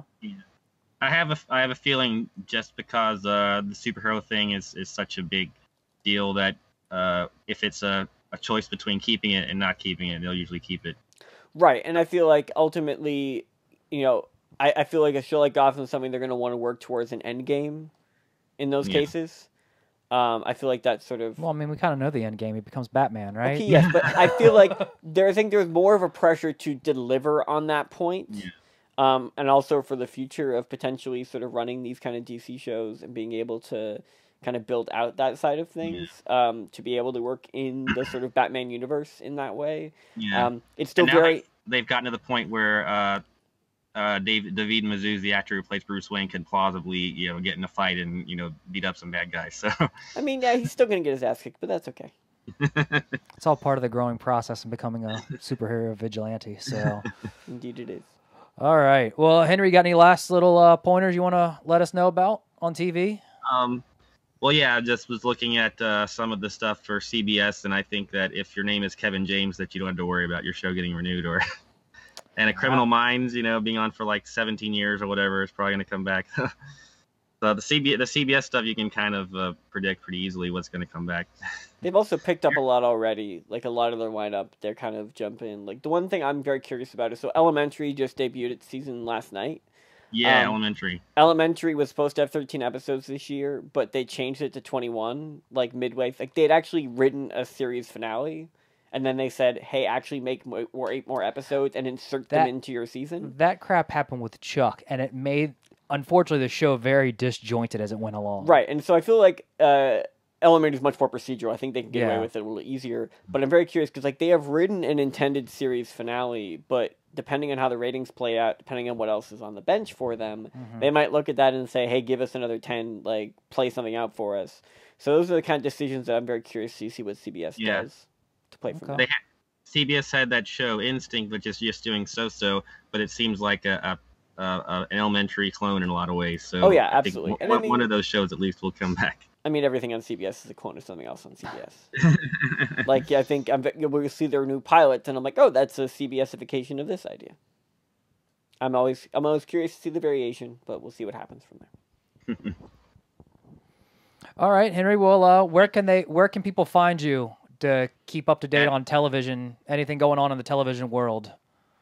At Hanks TV on Twitter, and when the upfronts are going on, I'll check in with you guys, and we'll see how things went down. Sounds like a plan. And as always, you've been writing for popshow.com too. So anything as far as your interviews, just your anecdotes about anything going on in television, we got it there. Yes. Awesome. Well, thanks, guys. Thanks for calling in, Henry. Take it easy, man. Happy upfronts. There we go. It's really the most wonderful time of the year. What, upfronts? Yeah. And it's like, what's great about it is that thinking about it, it's an incredibly stressful time. I was talking to someone currently going through versions of the process in various stages, and it's like you're just trying to figure out, like, get a read on people. Deadline has this really frustrating feature where they talk about pilot buzz, and they just keep sort of saying it's like, people are talking about this show. They're cooling on this show, but it seems like people are really heating up on this. And it's all just like weird conjecture where it's like, who's telling you this? What are you drawing it from? It seems like every literal project someone's talking about it. Stirring up the pot. Right. And it's sort of like, I find that, like, to have to live within that. They're following streams on Hootsuite. That, like, your fate, right? Your fate of your Tweet project deck. is dependent on, first, your development executives as a network, then the test audiences in Vegas or LA who watch your show and rate it and say how they respond to it. And then it could get all the way to the network president, and the network president would just be like, I don't like it. And that's that. It's such a bizarre way to make anything creative. And so it's amazing when something manages to get through that process. That's really great. But it also gives you an insight into why some of it's kind of mediocre. So I feel like it's a nice sort of Rosetta Stone for a lot of the way we understand broadcast television. Well, something people are talking about a lot has been Infinity War. They have. And I'm not. Well, you aren't. But there have been a lot of us talking about it. And you, surprisingly, despite, granted, it's only been out for 4 or 5 days. It has. Yeah, but that means a lot of people on their 4th or 5th viewing. 4 or 5 days is a long time. It is for something this big. But that's what I'm saying. Is you've remained spoiler free so far. Okay, let me start out by defending myself. Okay. No, I thought we established that early on. I was planning to see it the weekend it came out, and then they moved. They did. They did move it, yes. From May 4th to April 27th, yeah. Yes. So this is really their fault. It is their fault. I thought they did really well, actually. I thought they the way they bumped it up with like The way they Marvel. pretended it was some sort of organic thing that was happening instead of a targeted scheme to take advantage of the fact that nothing else was opening this weekend. Well, that and the fact I was talking more about the fact just Marvel tweeting back and forth with Robert Downey Jr. I thought that was funny. It was charming. Yeah. I certainly I saw some people who like seemed to take it at face value. Mm-hmm. And then I was just like, no, people, this is not how that works. They do some cute viral marketing. It was charming. It was charming. I am just not easily charmed. So, I was going to go see it the opening weekend. We were talking about it. We were so excited about it. They moved it to this past weekend. And that just happened to be the perfect storm of stuff going on. Yeah. Because April is, National Novel Writing Month is November. April is Camp NaNoWriMo. So I was hosting an event at the Muse. Thursday night was the wrap-up party potluck because it was the last Thursday of the month. Sure. Friday, I flew to Illinois. Saturday, I ran a marathon. Sunday, I laid around moaning about how I ran a marathon the day before. Friday, you also ran a 5K, too, when you got up to Illinois. I did. I have a seriously crippling problem. Yeah. Sunday, I, laid around and felt sorry for myself because I was so sore. Mm-hmm. Monday, I flew home, and today we have the show. So tomorrow, we are going to see it. Now, I will say, I'm no stranger to dodging plot stuff. The thing about it's like my curse and my greatest asset in my relationship is that there's an awful lot I haven't seen. So Keith gets to experience a lot of things through my first time. Like he had never, obviously he'd seen all of, keep it together. He'd seen all of Firefly. I had never seen it. Yeah. I had not seen Serenity, despite it having been out for 10 years? Mm-hmm. Yeah. And I had never seen it, had no idea what was going to happen. Right. We went to see it when it played at the Narrow. They got to, he was with Dean, and they got to see my reaction, like my totally pure reaction to it. I had never seen Parks and Rec, and we watched that together. I had never seen Doctor Who, and we watched that together. Well, even with Parks and Rec, I just told you to skip the first season, and we did. Yeah, we did. So did you not at least show a rock show? The finale's fine. It was all right. Like you can show the finale. I feel like it's a good introductory point. The whole first season was kind of blah. Yes, but like I feel like the finale's at least decent. But no, we're getting off topic. Anyway. Right. So, and there's a lot of shows or a lot of I don't really consider myself part of these particular fandoms. Right. Like I've seen all the Marvel movies. I like them. Yeah. And I'm excited to see Infinity War, but I'm not going to cancel my plans. Right. So in other words, you could have like on Sunday in like writhing pain, unable to move, gotten yourself to a movie theater in Illinois. Oh yeah, it was totally possible. Right, but I didn't. necessary. And I feel like that's fair, right? Whereas like I feel like from that perspective, for me, I was like, I have tennis commitments on Thursday evenings, which complicates my ability to do Thursday night screenings. So for Black Panther, I went early Friday morning. But this time, I was not willing to risk that. It was just not worth it. Those 12 hours There were weren't 12 even... hours. I was just like, can't do it. So I went to an 11:10 p.m. screening of this movie. It concluded at 2 a.m. It was so late leaving MacArthur Center that the gates were just up. The parking attendants weren't there, so parking was free. I used to do midnight showings in my younger days, and that's and that's what would happen. Well, remember, like midnight showings used to be a thing, and they got killed by this whole 7 p.m. situation. Oh yeah, the Thursday. Are you kidding me? Thursday night showings are the best thing ever now. Right? Like I feel like it's dramatically altered our understanding of those experiences and systems. And so, from my perspective, like I did my share of midnight screenings. I remember. Dark Knight Returns, kind of that kind of Pirates stuff. of the Caribbean was another big one. Yeah, see, I was around that for me. It was that age, right? me. Yeah, that I don't think I managed that. But yeah, it's like I remember like there were 1 a.m. screenings, right? You could go to. So I did that because for me, I felt like even like I don't even consider myself a huge person with this. Like the comics have no context for me, but I was just not willing to risk it, and I feel like that's a byproduct of how too much of my life exists on the internet for me to be able to survive with that. So I, too, spend a lot of time on the internet. And Neil points out on our Facebook chat here that to stay off Reddit.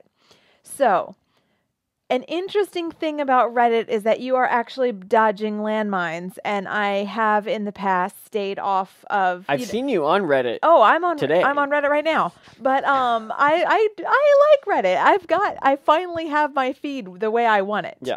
With stuff that is, as valuable as Reddit gets. Right, yeah. Which is not particularly valuable. Speak relative. But I will say that the Marvel and the MCU subreddits have both been very well behaved. Mm-hmm. Now they and well restricted too. They generally are, but they mark spoilers, and like the mods for those subreddits are, militant about it. So I can say that they're pretty good about it. And the good thing about the hive mind of Reddit is that they'll downvote someone into oblivion. Right. Facebook is what I'm worried about.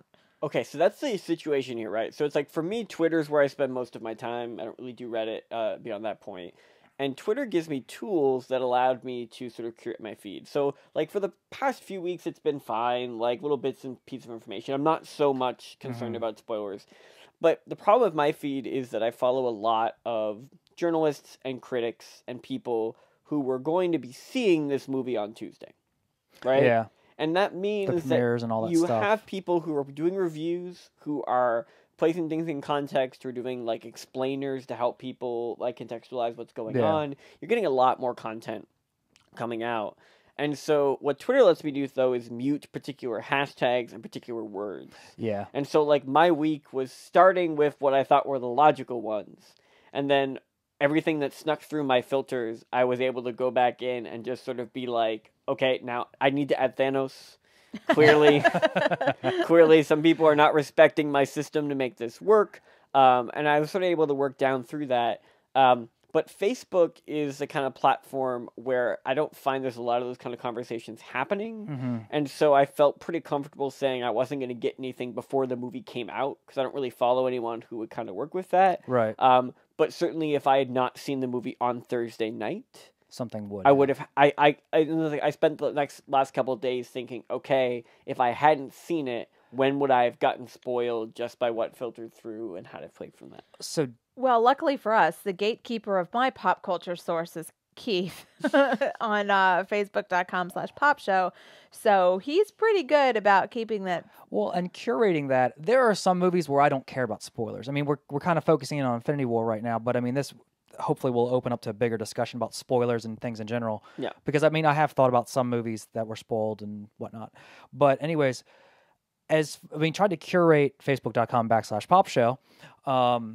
There was a lot of stuff out there, and some websites are really good. They'll take it out of the title of their articles, and they'll say redacted or hidden, whatever. But then they'll screw it up and they'll put it in the meta description. Like they didn't screw it up. Yeah, they did not screw up anything. They have in fact succeeded at what they were trying to accomplish. Because the thing about spoiler culture and thinking about that, right? So that happens all the time, where basically the URL is going to have the spoilers in it, right? Mm-hmm. So like if you see an article that's like explaining the ending of Infinity War right now, you're going to see a URL that contains the name of various characters that are important to that climax and conclusion. Yeah. And it's like the choice there is that they know people are going to start Googling, it's like, what happens to so-and-so in that movie? That they're going to be thinking in that lens. They are feeding a group of people who exist out there who want to know what happened in a movie without having seen it. Mm-hmm. I don't understand those people. I don't either. But I think there's clearly a market for it, because that's what all these sites are leveraging. Okay, so I can speak a little to that, not with this genre. Right. I want to know what happens in horror movies before I see them. Okay. Because Stranger I hate... Things. Oh, okay. I did Google what the Demogorgon looked like because I Just knew. for prep. Yeah, because I don't do scary movies.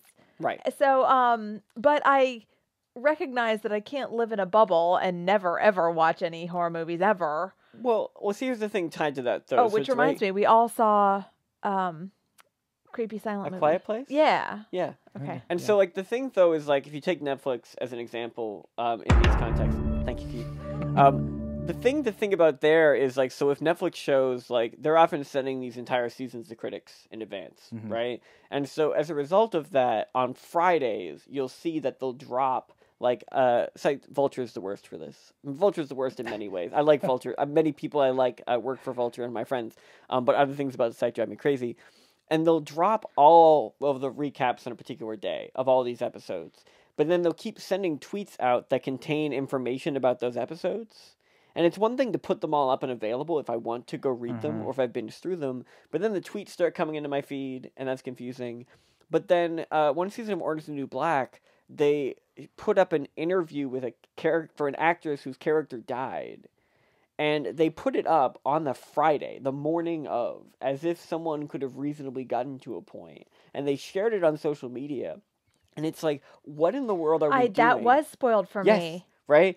And that's a very good example of something that episode was so good. Right. It would have been so much more powerful if they hadn't spoiled it. And see, I had seen the entire season in advance on screeners, which meant that in a lot of these situations with concerns like that, I wasn't mad because I was spoiled. I was mad because it's something that they did really needlessly, was the idea they felt they wanted to be first, right? They wanted that whoever finished that season first, they wanted to be first up. And so, like, the Infinity War post started going up at, like, 7 p.m. on Thursday. And so if you were really just kind of casually going around the internet, right, not really thinking about it, you were going to get spoiled about that movie. Yeah. Like, I feel like something about it could be easily spoiled in that context. Oh, there's plenty of stuff out there. I mean, just trying to peruse the feeds and stuff and honestly, there were things that got spoiled for me in the movie that weren't crucial. Certain weapons or people who were showing up. And here's the thing is... Well, toys were spoilers for Marvel movies. That's been the biggest one. And that's kind of what I was leading to was... I don't know, we can't see it in the camera, but right above Sarah's head on my shelf of pop, we actually... Funko actually put out a Giant Man pop for the Civil War movie. And... that hadn't been announced. No one had said anything. But because you saw the advertisements for this toy and a few other things as well, I think there was Lego. Lego's horrible for awful it. It's like they're set pieces. Yeah. Like, and so it's like, oh, that's going to happen. Yeah. Now I have, but to be fair, it got me way more excited for Civil War because I knew Giant Man was going to be in it. And that's really a fine line to ride for not only the studios, but for, hell, even me as well, because we knew Spider-Man was going to be in, just sticking with Civil War real quick. We knew Spider-Man was going to be in this movie. Fox and Marvel, they're big deal. That was all over the news. But then they put him in the trailer and they give the Spider-Man intro from the movie is in the trailer. And I'm like, I didn't want to see that in the trailer. I wanted to watch it up on the big screen for the first time. And see, that's that fine line that you're sort of working with, like trailers as spoilers, I think is a really complex question. Mm-hmm. So it's like with certain movies, I will avoid trailers. Now, I see too many movies to entirely avoid trailers, but like at a certain point with certain ones... Yeah, you did... I forgot which... the third Apes movie. You covered your eyes on the trailer. I've 100% done that before because I'm just like, I don't want to see anything else. Right? I don't want more access to this. So I've done that on a few occasions. It's something I've sort of gone into and sort of thought around. The challenge, and I think the difficulty, is that they need to sell these movies, right? They need to be able to explain what's going on. The toys have to come out. They need to build that sort of hype process. Yeah. So it's like, I also saw the Giant Man pop at Toys R Us before I saw Civil War. And I remember thinking to myself, not knowing much about Ant-Man, I'm just like, oh, I guess that happens. And when I saw the movies, though, I was like, oh, I do wish I would have not known about that. Yeah. Right? That it would have come as a complete surprise to me. Mm-hmm. And I feel that way in other contexts, seeing other movies where I'm like, oh, that would have been really cool if I didn't know that was coming, if I had no context for it, if there was just like nothing to sort of pull from. But I just realized that like I am too plugged into this to stay that ignorant. Yeah. Right? If that makes sense. Like I feel this way about everything where it's just like I wish in these circumstances that's a way to sort of work through that. What movies have been ruined for you guys? I mean, Sarah, do you want to go first? And let's just kind of what movie? I mean, because prime example. I'll just kind of kick it off real quick with one. Sixth Sense. Never seen the movie. I know the ending. I see dead people. I got it. I mean.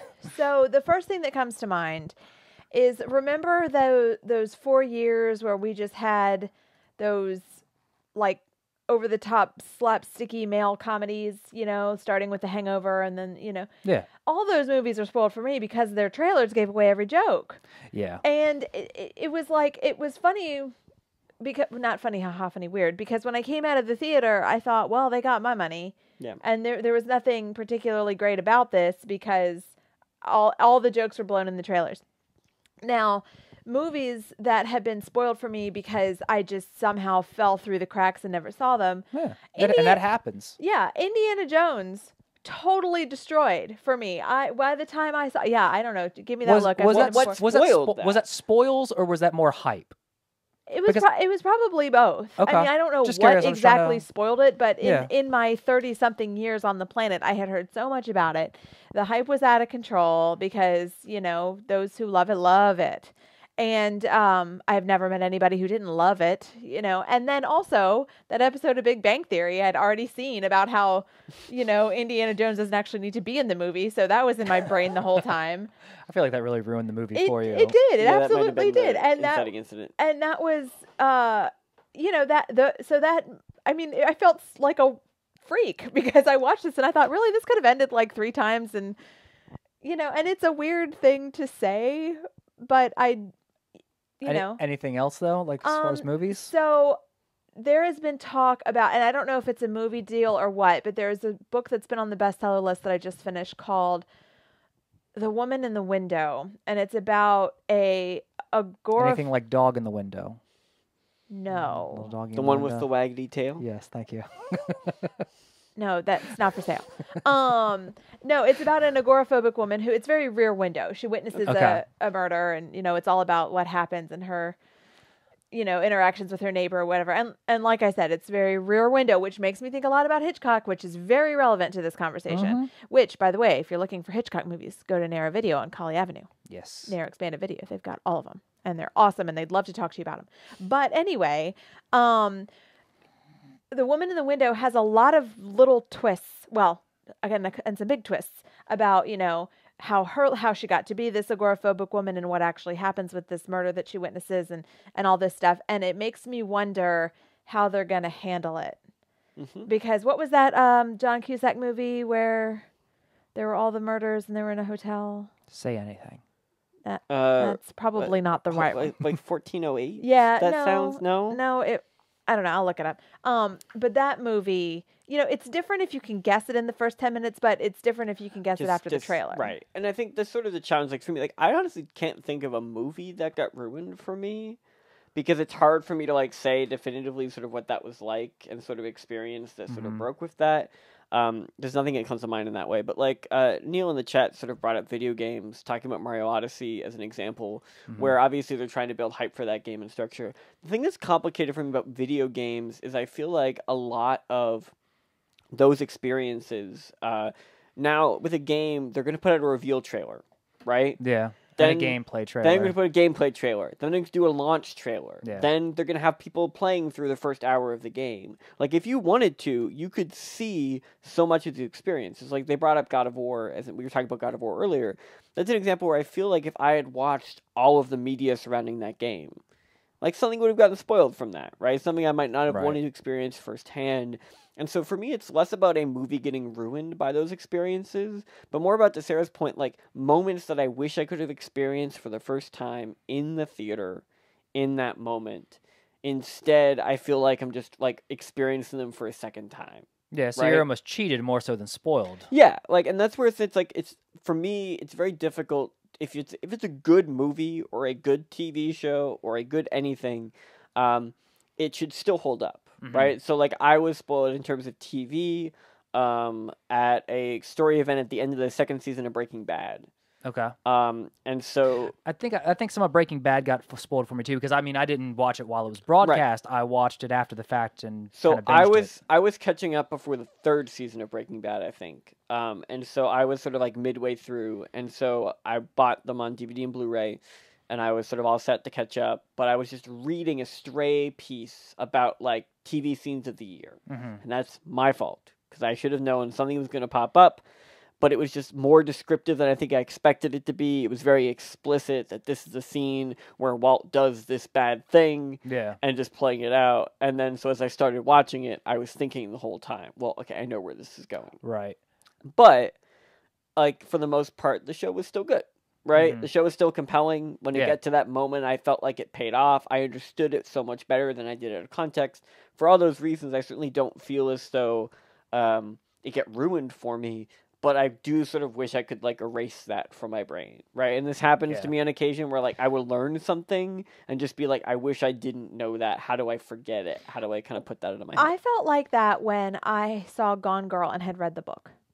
And that was going to be one of my questions. With a lot of the... Because Sarah reads a lot. She read book. I do read book. And, you know, so you have a lot of the... And, I mean, that's what a lot of movies... these days are coming from books and graphic novels.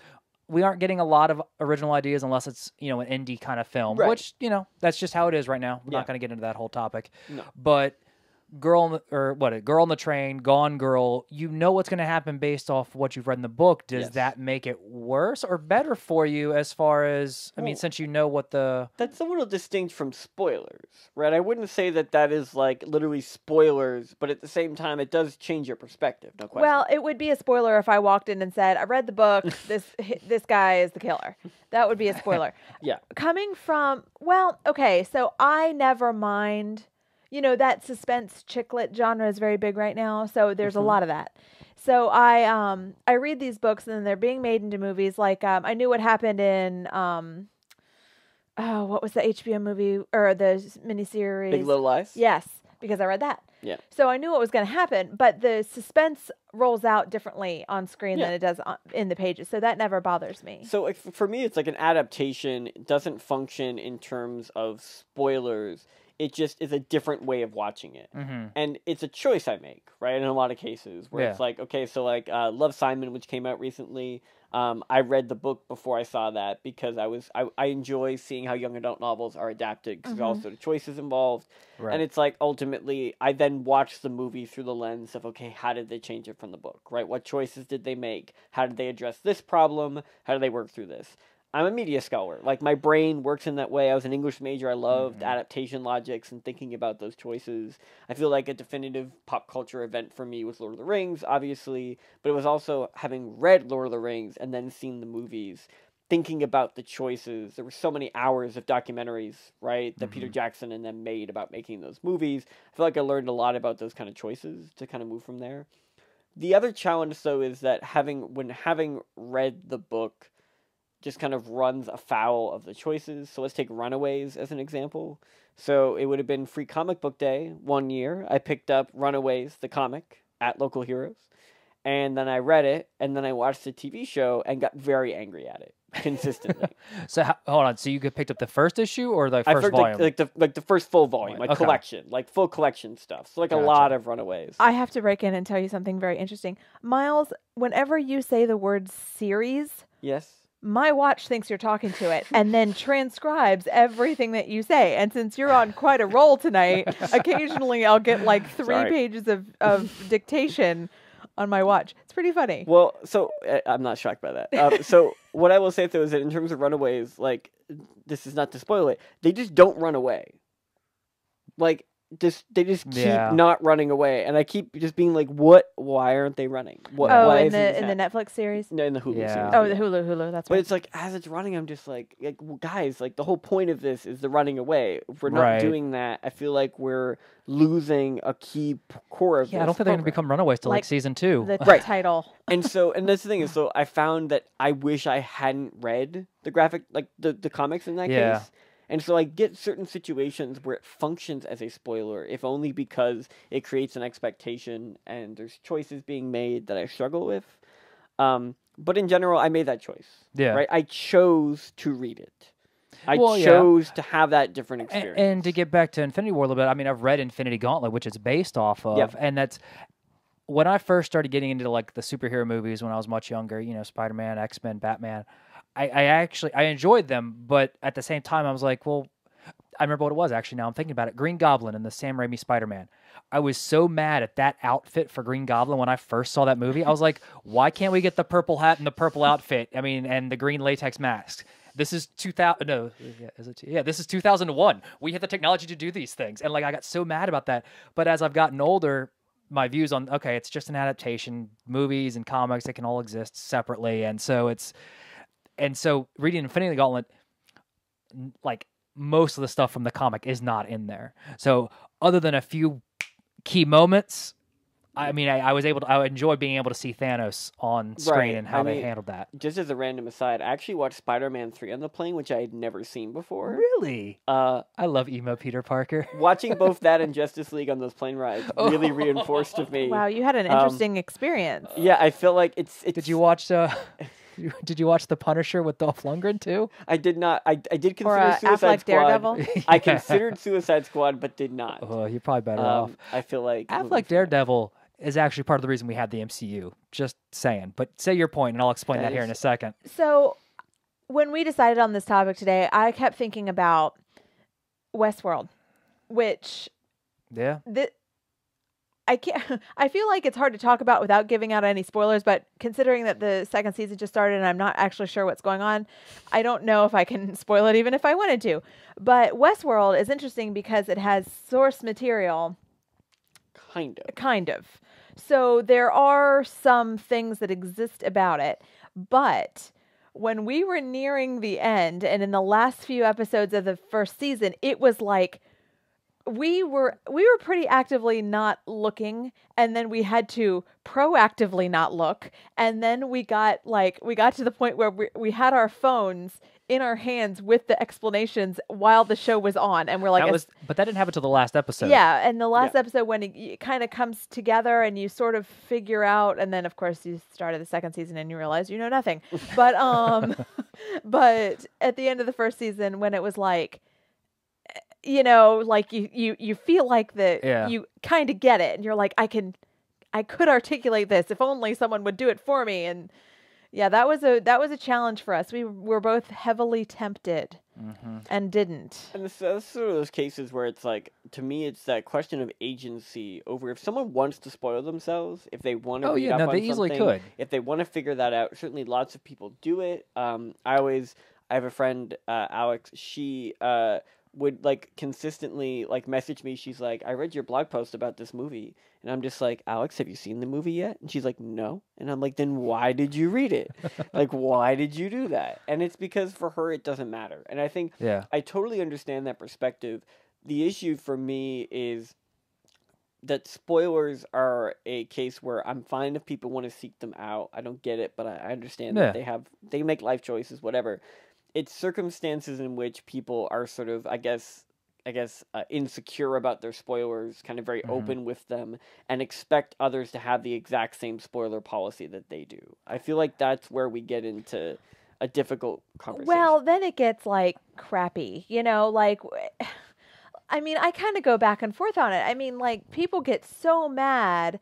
Okay, like, say Black Panther, you know, has been out forever. Correct. Well, not, you know, but not forever. But so since two months. It has made $680 million, and it comes out on Blu-ray like in the next couple of weeks. Right. Yeah. And everybody should have had ample time to see that movie if they were actually emotionally invested in what happened. Right. Like, so we give away the end of Sixth Sense.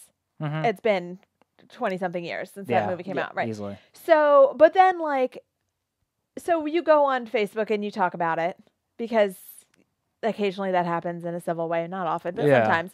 And then somebody else gets on there and gets all mad that you spoiled it. Right. And it's like, okay, but this is the point of social media, is to talk about this stuff. On the other hand, I get it for not spoiling it. But to Neil's point, talking about video games, which is a whole other kind of different spoiler, I think sometimes those make me more excited because the difference in the art form is that you don't get exposure to the later parts unless you master or at least moderately get through the first part. So it gives you like a goal. Yeah. It's also like more of an experience too. You're experiencing it. It's a little extra incentive. Engaged in it. Like, there were so many little spoilers that they gave us for Cappy Game. And, you know, like Mario Odyssey, for those not following along. Right. So like, and in the first few levels, you don't see Goombas or bullet bills or anything with the little mustaches on. And that was like, ooh, when am I going to get a bullet bill? That being said, so the final sequence after you defeat the final boss in Super Mario Odyssey was spoiled for me. Oh. In that, a YouTube, thumbnail basically spoiled it. Okay. Because at that point, people had the game and I hadn't gotten to it yet. And so that particular detail, that was pretty awesome when we figured that one out. If I had gotten to that without knowing it was coming, Yeah. and I didn't have a choice of it. And that's the thing where, for me, it's like part of me does think that whoever did that thumbnail was trying to spoil people. Yeah, because you can change those thumbnails on YouTube. But they're also trying to get people to click on it, right? And they're sort of knowing that logic exists. And so I understand that logic. That was frustrating. But, I'm I didn't have time to beat the game in its first weekend. Right. I didn't work through that. And it was still a fun sequence, and I still enjoyed it, but still. Well, we talk about being engaged and being invested and, emotionally attached to some of the stuff. I have a big problem with movies because of that. Because they are planning these movies so far out, and we've got these shared universes, this big franchise universe now. So I know, okay, I'll take, just so I can get out of the whole Infinity War thing, I'll go Ant-Man, for example, because we just got that trailer today, Ant-Man and Wasp. Right, which I'm actually super excited for. I think I might like that one more than Ant-Man. Right, I chose not to watch it, but I'm sure I'll see a movie where it's on, and I'm not going to go through the process. But it's a fun trailer. Yeah. It's really good. Anyways, I knew about Ant-Man and Wasp before, Ant-Man, I think, came out, or I figured there was going to be a sequel, So I know Ant-Man and Wasp aren't going to die in this movie, so I don't feel like they're ever, I don't feel like they're in any danger. I'm also applying this to Infinity War indirectly. This is the problem of sort of, is it a spoiler that we have internalized the business of entertainment? Yeah, because people love to announce, oh, hey, so-and-so's gotten cast now. Well, how many times have we been watching a Doctor Who episode and I'm thinking, oh, he can't die, there's 3 more doctors. Exactly. Right. Yeah. That's a very good point. Yeah, and I think the reality is that we have to acknowledge that in that circumstance that, we are a certain kind of media consumer, right? Where it's for me, watching a Marvel movie or a TV show or anything, I'm sitting there thinking, okay, that character can't die. And I know that character can't die because they're a series regular, and that wouldn't happen. Or sometimes I will know a character is going to die because they're not a series regular, and they're on another show. And I'm just like, guys, if they're regular on another show, they can't stick around. Clearly something's about to happen. Last Jedi. Is that safe now? Can I talk Last Jedi at this point? Is it still... if we're talking Black Panther, I can talk Last Jedi. The ending, how Luke... Well, let me say. Luke's ending... in Last Jedi, I knew it was coming. I didn't know how it was going to happen, but I knew it was coming because that's how they framed these movies up. Yeah. Han died in Episode 7, Luke was going to die in 8, and Leia was going to die in 9. That's just kind of how they framed it, and I had read that in an article somewhere, Abrams or Kathleen Kennedy. Because I want to know more about these properties. Right. And I think it's one of the cases where, regardless of how that plays, obviously that pun changed for lots of reasons that are kind of adapting to that. But it's again, for me... from a spoiler perspective, I don't want to know what specifically happens or how that plays out. But there is a pleasure in seeing how something plays out, right? There's a pleasure in sort of the way in which something works through. And so even if I'm pretty sure I know something's going to happen, right? I feel like getting to that point, it becomes more of an intellectual process than an emotional one, right? Well, so... Vanessa brings up when and how do you start, do you have conversations about these movies? I think... you just keep it off of... You just ask if someone, before you start discussing it, you have to actually talk with people. Right. So take Infinity War as an example. I've had various private conversations with people, and part of within our popped group chat, I've had Myles, Dean, and myself. You guys did your own chat because you didn't want to spoil it for me. And it's I had a TV critic message me about something where it's so you've seen this? And I'm like, yes. And he's like, so... here's the things I want to talk about, here's what's going on. Yeah. But there's specifically one thing that he wants to share, really desperately, and he's just when can I do it? He's looking for my advice. It's when is it okay? And I'm just not yet. I feel like for movies, unless it's a huge spoiler, I feel like discussion, a week, 2 weeks, if that. But the question huge spoilers should be... within 2 weeks. The problem is that, within 2 weeks, I think to Vanessa's question is, when can you start discussion? How long do you think we should wait? No one agrees. No, right? And that's the problem. That's the reality. It's subjective. You can't spoil it until I've seen it. Right. So there's lots of reasons why people don't see movies in these contexts. Maybe they're stationed overseas. Maybe there's something else going on that they can't get out Maybe to the Movie theater. Pass won't let Right. them. Or maybe Maybe they have kids. maybe they can't afford it, right? Maybe it's just a matter of not being able to afford to get to the theater at that time. And so for those reasons, like, my general policy is like to not talk in specific terms about these things for as long as I feel like I still wouldn't feel comfortable discussing plot details of Last Jedi at this point. Not because I think it's necessary to do that or that I feel everybody should follow that policy, but just because for me, I don't kind of feel like that's sort of, I don't want to be that person to someone. See, Last Jedi was one of those movies, though, that it was so polarizing and there were so many things going on with it that, like, I wanted to discuss it. You know, I want to hear... Well, okay. But I'm not going to post about it on Facebook. If someone wants to engage me in a conversation, I will happily have that discussion. So I was reading an article today about Psycho. Okay. Because Hitchcock was so, like, bejiggity about spoilers and made it like a very big deal. Because that's a fundamentally amazing thing to do, to put this movie star in your movie and then kill her off partway through, just completely end that story and do something else. Apparently, and I didn't know this until I read it today, or maybe I learned it in college and it completely slipped through my mind sieve, but that the policy of not letting people in with a ticket halfway through the film hadn't started.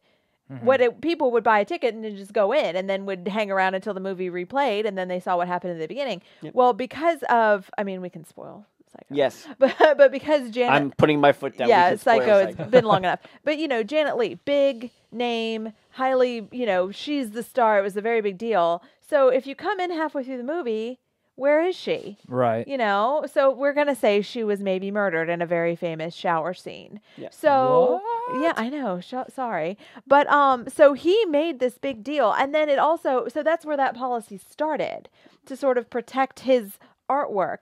And then it changed how modern cinema works. And it also, but like we have to consider too, it's 2018. Everything hits 4 days before it's supposed to, and then immediately goes to social media, where the vast majority of us, where the vast majority of us exist. So even if we don't see the source material from jump or before, we see reactions to it. Yeah, and it's funny that you mentioned the whole movie policy changing. Movie soundtrack releases have also changed, because I was doing some digging too. I was like, all right, what's been spoiled for me? And there really hasn't been a lot of things spoiled for me per se, but apparently Phantom Menace, when it came out in 97, they released the soundtrack 2 weeks before the movie, which apparently was practiced back then in the late 90s. Nowadays, I'm still trying to get the Infinity War soundtrack. It's not on Spotify. Do you see that tower? I still collect CDs. I am old school in that sense. I like owning things. I like having it in my hand.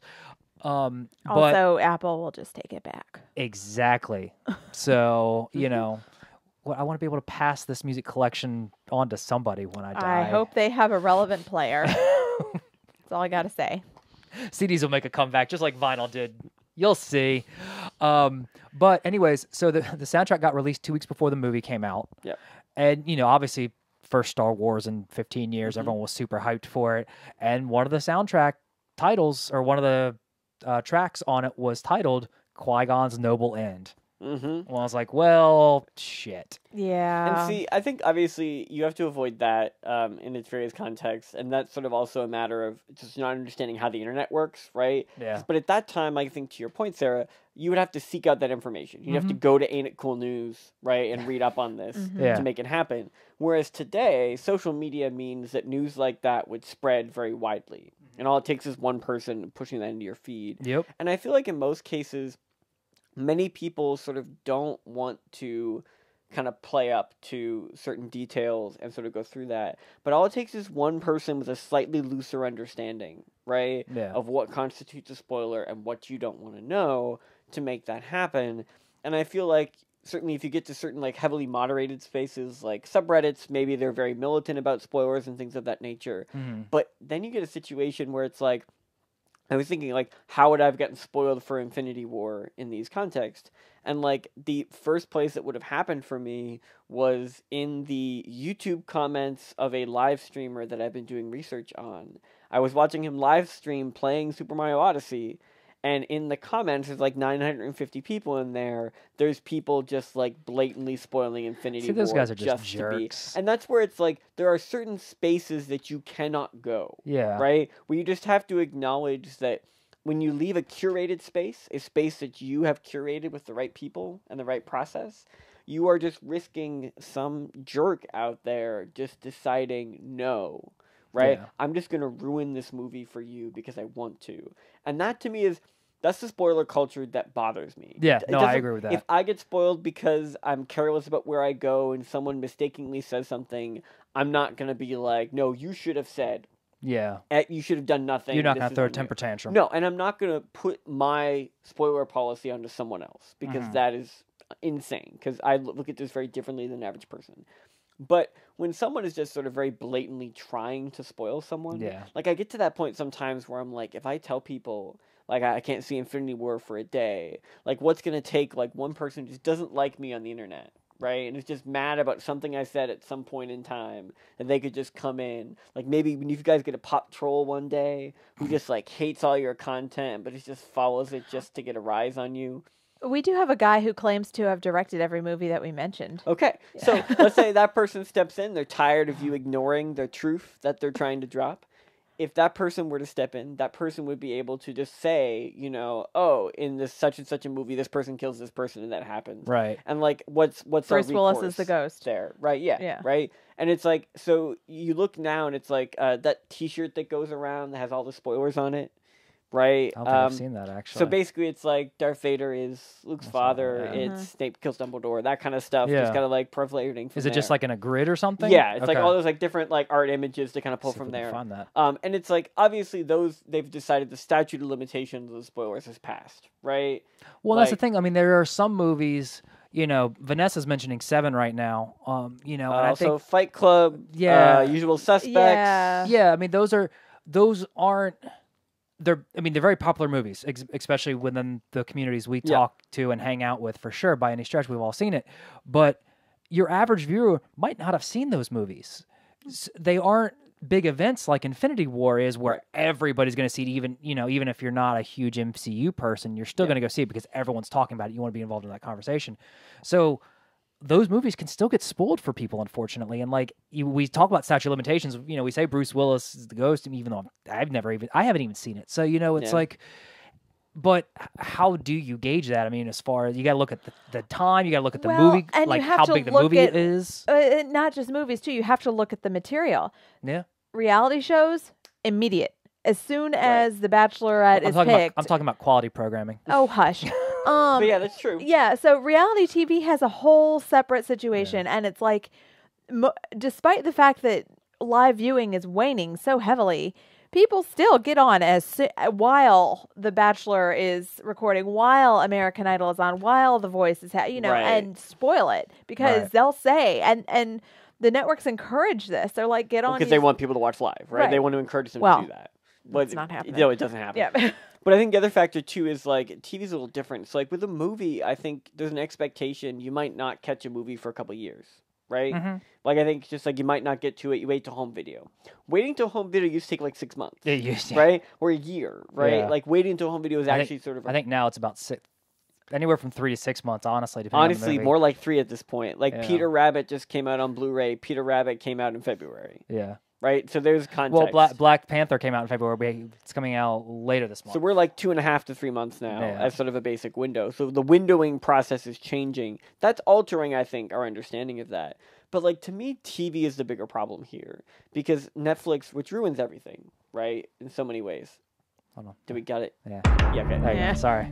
The problem in this case is that it's creating this logic that you are sort of forced into binge watching a show unless you want it to be spoiled. So recently, for example, I had my students watch the first episode of a show called On My Block, which is a teen comedy drama type thing that they did focus on inner city kids in Los Angeles. And then on Tuesday, I feel like I'm dropping names too much, but it is particularly in the context. The creator of that show Skyped into my class to talk to them about it. Because that's the thing that happens. She's a friend of mine. And as that took place... She's a friend of his. Yes. That's a long story. They like get coffee when he's in LA. If Myles drank coffee, he would get coffee with him. We got breakfast instead.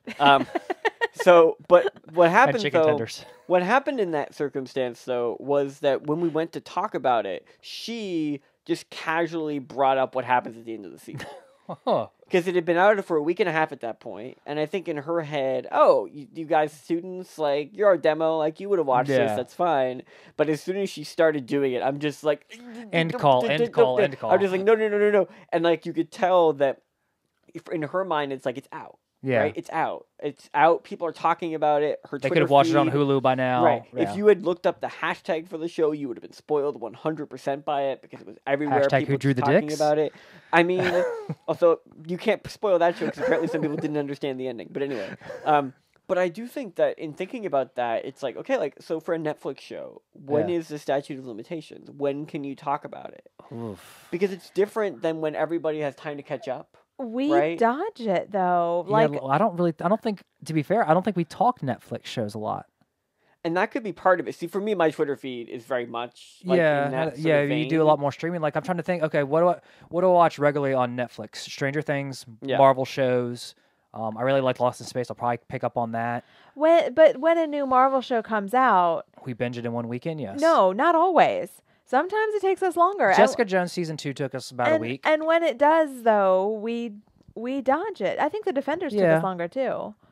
Possibly. Yeah, I mean, But yeah, I mean, we Yeah. actively avoid the spoilers on that And stuff. see, I think it's one of those cases where it's that question of I disagree. suddenly Netflix has given people control over how fast they watch. I knew a certain death that was going to happen and by whose hands in Jessica Jones season 2, but I didn't say anything.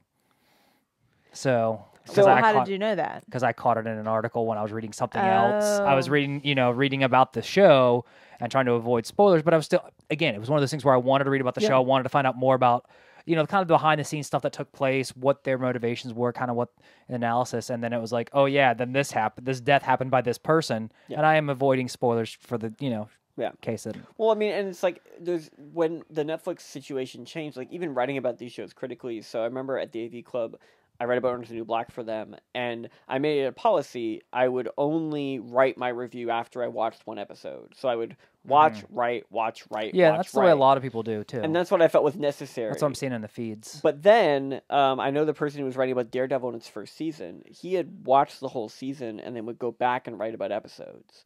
And he would kind of allude to future developments and events and kind of not create like an in stasis review of that episode, but rather like in a more overarching one. Okay. And it's like, no, there was no agreed upon policy. Yeah. People would all want different things in terms Right. of how they want it, in terms of what value it has.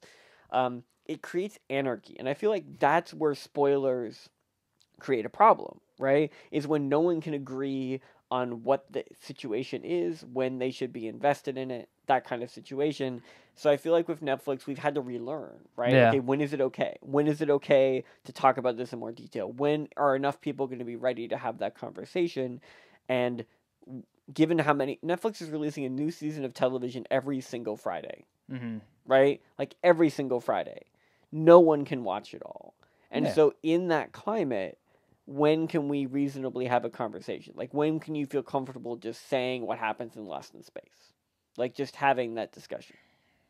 I don't know. I have to ask people these days. I mean, that's just kind of the culture. even within our relationship, we have rules. Yeah. Because I mean, whenever we Netflix cheat on each other, we keep up with who's where, in the series. Like I think we did that with Glow. we did that with Glow. We watched Glow separately, and I was a couple episodes ahead of you. Yeah. Did you watch the pilot for Lost in Space this weekend or No, no? I didn't because Okay, I you had never that download it wouldn't issues. download right, and then I Yeah, started Rain, okay. and then that erased my memory of anything else. But I mean, it kind of depends. Like I don't We've even just like, got to talk. if I really loved. What, we're not going to talk anymore? Is that No, what I'm just saying that's what we've got. I mean, we just had as Yeah. a pop culture Oh, community, we've just yeah. got to talk. We've got to ask Well, everybody. I think hate to say it. interpersonally, if we both loved a show, and I knew you were out of town, and I knew you hadn't seen it, I wouldn't say more than like, oh, you're really gonna love that. Yeah. But even that's hard these days, though, too, because, for example, people told me for the longest time that I was really going to love Mad Men because, I kind of like that time period. I like, that style. And then I finally got around to watching it, and I was like, this is all right, because it got too hyped up. And that's partially my own fault because I waited too long to watch it. Right. But people, I mean, even that whole, oh, you're really going to like this. You're really going to like it. You should watch this. You should watch it. I'm like, all right, well, now I've watched it. Well, that's the hype question, I think, is distinct from the spoiler one, but related, right? Because it's like the sense of how people talk about something affecting our engagement with it. And that can include details, right? Things that pop up we just don't want to know, where it's like, I'd rather not have known this was happening or playing from there. But it's like, in certain circumstances, those details, my favorite recent example of how I got spoiled was grading a student assignment. I asked for the last piece of content that they shared online, and they shared a set photo from Avengers Infinity War, which is actually still a spoiler because it's something obviously in the next movie and not in this one. Oh, is it the set photo that I'm thinking of? I don't know. Battle of New York? I know. No. Okay. I know about that, though, because the internet also did that, which that's fine, whatever. La, la, la. No, Anyway, that's No, stop elaborating. No. But the situation was just that this student brought it up where it's like, yeah, I was excited to see this, and here's the reasons why. But it was very comic stuff, and I have no context for it. Right. But I was just thinking to myself, and I did in the comments for the assignment, I'm like, thanks for spoiling that for me. jerk. But what's interesting about that from my perspective, and where I sort of feel like that gets into a difficult space, is that anything can sort of change our perspective on something. Like, there is no such thing as purity. Yeah. Right? Like, I mean, there's some people, Jeff Kanata, who does a number of pop culture podcasts in various forms, has talked about, like, his no trailers, no media, no images, like, complete blackout, right? Media blackout. And it's like, I love that idea. I recently saw Higher High Water? Higher High Water? Anyway. Hell or High Water. Hell or High Water, yes. I'm like, that's not the name of the Jeff movie. Bridges, Chris Pine. Right. I bought that. I haven't watched it yet, So though. you should watch it. But I saw that movie having seen a single image and having no idea what it was about. Yeah. And I loved that experience. Like, I loved it so much. Because I literally had no idea what to expect. It was just like, I don't even know. And then I just saw the first shot, and it changed I'm like, oh, it's about this. It's... You know, one of my favorite movies I saw based on the poster. And I had like Regal passes, and I went with a date to see, Tim Burton's Big Fish, and I loved it. Yeah. Loved it. It's still one of my favorite movies, and I knew nothing about it, but I saw a poster. And see, that's the kind of thing where it's like I have those kind of experiences, and I'm just like, it's magic. Like it's a magic of cinema, right? To get into something like that, having legitimately no idea what to expect. And yet, as a culture, because of marketing, because of social media, because of buzz, because of all those expectations, hashtag content, we can't. There's the title of the show. We can't exist in that world, and so I have no expectation of trying to, right?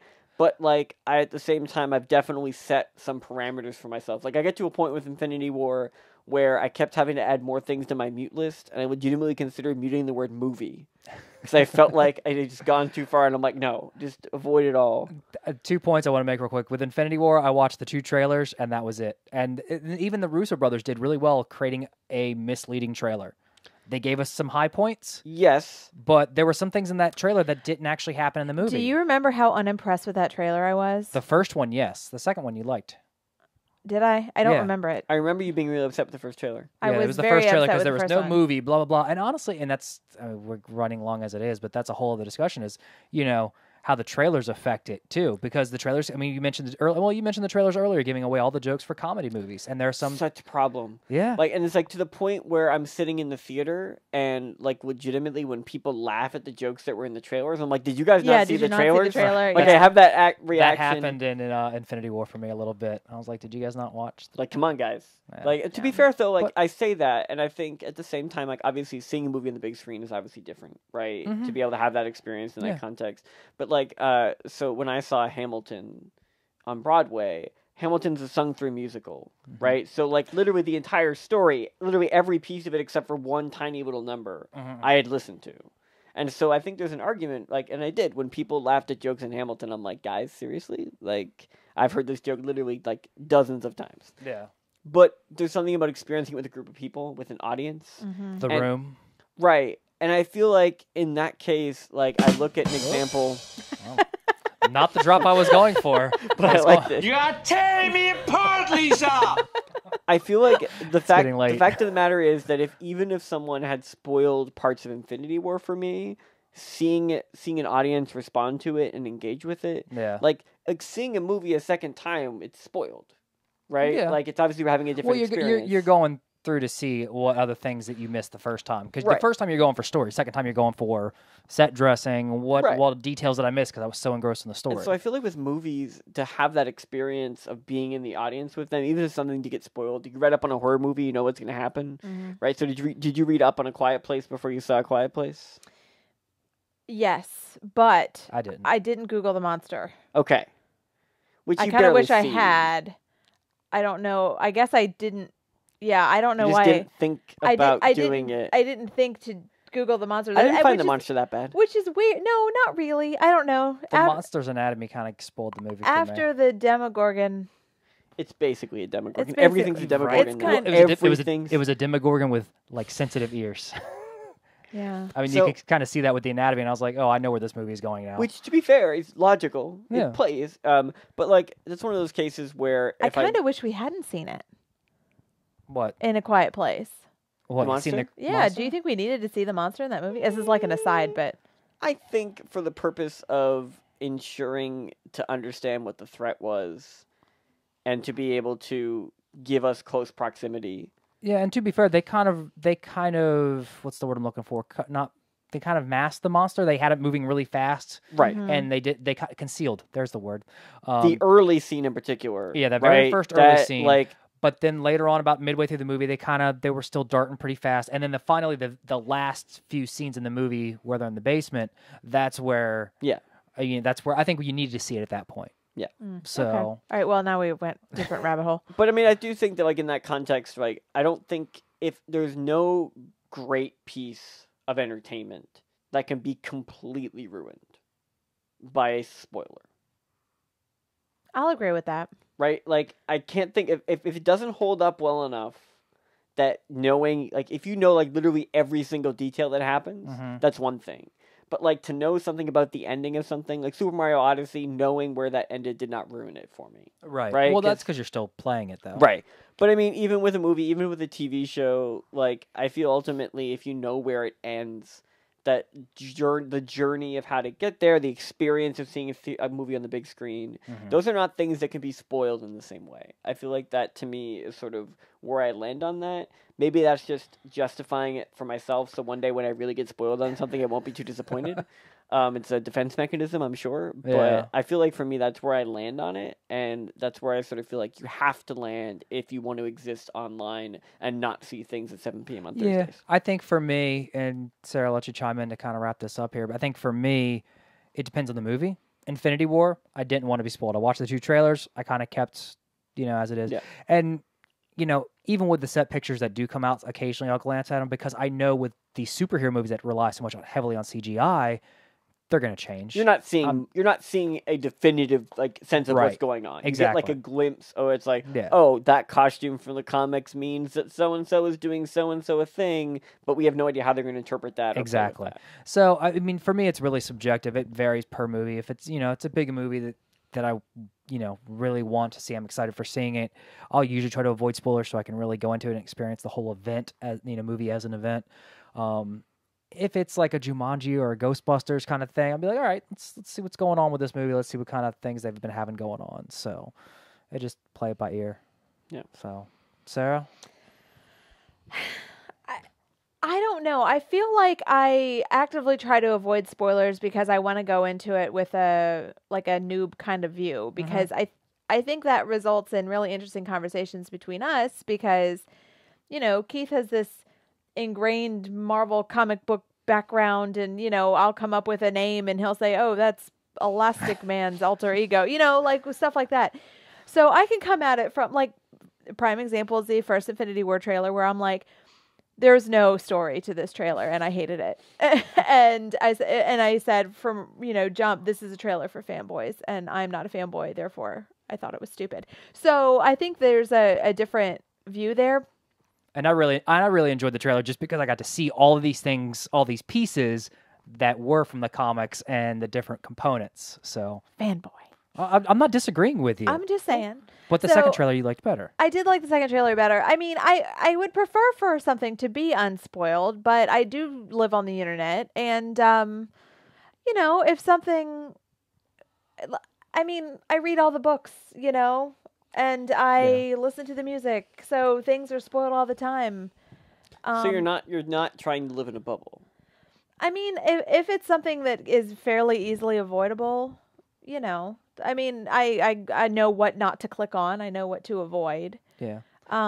But right, but I mean, it's the same context where it's like watching Mad Men, or watching, for instance, watching The Americans right now. Like, The Americans is now reaching the end of the Cold War. Like, we know what's going to happen. It's history. Right. Right? And so shows play with that, right? They know if you know what's going to happen. Well, if you know, I mean, even watching, remember United 93? It was about 9/11. You know what's going to happen. You're currently watching Rain, which is about history. Yeah. A very weird version of history, but history nonetheless. Right. So you could, my mother, when she watches a show like Rain, she 100% Googles history. Oh, totally. So she knows what's going to happen. Totally. Right? But, my Well, I mother... think that's good, though, too, for the whole, because you're getting educated at that point, and because, Rain's going to dramatize it a bit more. And But my mother also, if she's bored in a book, reads the last chapter to see if she should keep reading. So my mother's not the good example. Okay, I don't do fair that. enough, yeah. No, I don't either. Yeah. I love my mother dearly, but that is a habit that... Yeah, so, we've all got we all handle spoilers a little bit differently. How dare we? I know. How dare we each have individual policies based on our personal preferences? We are the worst. That we subsequently have developed over time based on our experiences with media, and which we will continue to evolve as we move further on in life, as our lives become different or more complicated, or we discover that we can't get to the theater on Thursday night anymore, and it doesn't really work with our schedules. Maybe we need to make an adjustment. Maybe we need to figure it out differently. How dare we adapt to our environments that way? Yeah, and have choices. Well, we don't watch live TV anymore. We don't... there's nothing... How we all view it is so different. But I kind of like being the... I don't know. I think it's kind of fun when you've seen something, you guys have seen something and I haven't seen it, and you sort of know when I'm going to jump, or, I mean... 100%. It's super fun to watch other people watch movies and, Serenity? Oh, I was going to say, because you said Serenity, I'm like, I know exactly what you're thinking about, and it's to be able to respond to that, and that's where it's again, that there are so many different ways, to attempt to try to reaffirm a singular way in which you're supposed to experience media. Yeah. You can't do it. Right. It's just not possible. I think definitely not these days. No. And 20 years ago might have been easier. Right. I mean, I can't imagine, what that even would have looked like in those cases. The best thing I would say, though, is just, a matter of making sure you are respectful of other people's circumstances. Yeah, just ask. And to not sort of the simple question of asking. So for example, when I was in London, we were just having a conversation and someone wanted to reference something, and they're just is everyone caught up on Game of Thrones? And someone's I just haven't seen the last season. It's well, okay, that's fine. We can work with that. We can play around with it. But just that question, that gauge, I feel we're trained to do that now. I think it's just sort of what we do. And yet, oh, thank you, Dad. Hi, Dad. I know he never does that. He's not the problem. You know how we should end this episode? Telling people about what happened when we went to see Serenity. And we bought our tickets. I thought we've told that story, though. And we walked in. Do you know that story, Myles? No. We went to go see Serenity, and I had watched Firefly, and I really liked it. I totally loved it. We binge watched it, a couple episodes a night. And then, because we had a deadline, we had to finish it before Serenity. Yeah. So we went to go see Serenity. To give us some more context, the local Firefly group was showing Serenity. It was a yearly thing. I don't think they've done it in a while now. Yeah. But it was a yearly thing there for a few years where they would show it at Narrow Cinema. Right. Well, there is a comedy songwriter, pop culture songwriter. Musician. Yeah, musician. And I don't think he's local, but Mikey Mason. Really good guy. He's hilarious. His songs are great. But he does a song about Serenity. And there's a big, it's in the chorus. So you hear it 4 times throughout the song of a big spoiler. So we walk in, and Keith knows that Mikey Mason will be there, and he knows this particular song. And we walk in, and as soon as I step foot over the threshold, Keith goes, "Nope," and directs me right back out the door because he heard that song start. So here we are with our tickets in hand, already torn, awkwardly standing on the sidewalk. And I think it was raining. At least it was raining in my mind. And people, I don't think it was raining. It was raining. It was sunny. You were probably at least under the marquee. It was raining. We were under the marquee, it was raining, and it was very dramatic. There was thunder and everything. And people kept walking by, what are you doing? And he kept saying, she hasn't seen it, and Mikey Mason's doing his song about Serenity, and people kept saying, "Oh, I wish I could watch Serenity for the first time." Yeah, It's true. It really is. Like, it's hard to imagine sort of being able to go back to that, and certainly, that's a big appeal of seeing Infinity War a second time to a certain degree, is just like being able to see it with an audience and see how they respond to certain things, certain moments. Those are the kind of experiences that we kind of, I think, pick up on, and something that we sort of hold on to. But Sarah, as mentioned before, Sarah and I are going tomorrow, and I will definitely be looking for certain reactions and expect certain things, and just to kind of see how she reacts. Because again, it's one of those things where it's like, all right, I mean, I know the comics, I kind of know what I'm expecting here. Well, you were watching when we saw, what was the Star Wars one before the other one? Force Awakens? Rogue Jedi? Yeah, Rogue One? Force Awakens. Rogue Jedi, Last Jedi, Rogue One. Yeah, I don't. It's getting late. We need Yeah, to wrap this up. Yeah, we do. Okay, we gotta stop. But go ahead. You were saying last point. You saw Force Awakens before I did. Yes. So you knew, when it was like the second or third time when we saw it together. Mhm. So you knew what was going to happen, and you knew how I'd react too. Yeah. So I start to feel your eyeballs on the side of my head, and I'm like, oh crap, what's going down? Yeah. Yeah. You kind of do that. I do. Well, It's a little. Your eyeballs are a little spoilery. I'm going to have to ask you to not look at me. Well, I want to see your reaction. I am invested in how you feel about these things. You are. So, because these are, we're at the point now where these movies are events, and we are invested in these characters because the movies have been going on for so long. This is 10 years, 18 This movies is bizarre. deep. Like, this thing is like, there's nothing comparable to it in terms of that level of investment, the amount of time people have sunk in, the amount of things converging. I feel like that's why it's being taken particularly seriously. It feels like a particular moment for spoiler culture to kind of pick up on that. Yeah. So, all right. Well, everybody, thank you for joining us tonight. Yeah, don't Myles, spoil anything. Yeah, just be courteous of your fellow movie, TV, comic book, whatever the media is. So, Myles, thank you as always for joining us tonight. Appreciate it. Yes, thank you for having me. You guys can find us on Facebook at facebook.com/popshow, on Twitter at popshow. Let's see, we've got a website, popshow.com. And if you aren't already listening to this in podcast form, you can download us at iTunes, Podbean, Google Play, and Stitcher. All sorts of stuff. So I think we'll be back next week. We're going to be back next week. We'll figure out a topic and come back next week. Yeah, I'll be we here. could actually talk about Infinity War. Yeah, we can Maybe next we'll week. talk. I feel like that's 2 weeks. 2 weeks is a good solid. Or no, it'll be a week, right? Only a week and a half. Whatever. That's, Yeah, it's fine. If you guys haven't seen Infinity War like 5 times by then, I mean, why are you guys watching? We'll get like a sign that says spoilers on it, so if they see it, they know not to unmute. Yeah, maybe I'll finally cut a spoilers drop eventually. I don't know. All right, Neil, Vanessa, Mr. McNutt, thank you for joining us tonight, everybody, and everyone else who joined, and we will see you all next week. See you, everybody. Bye.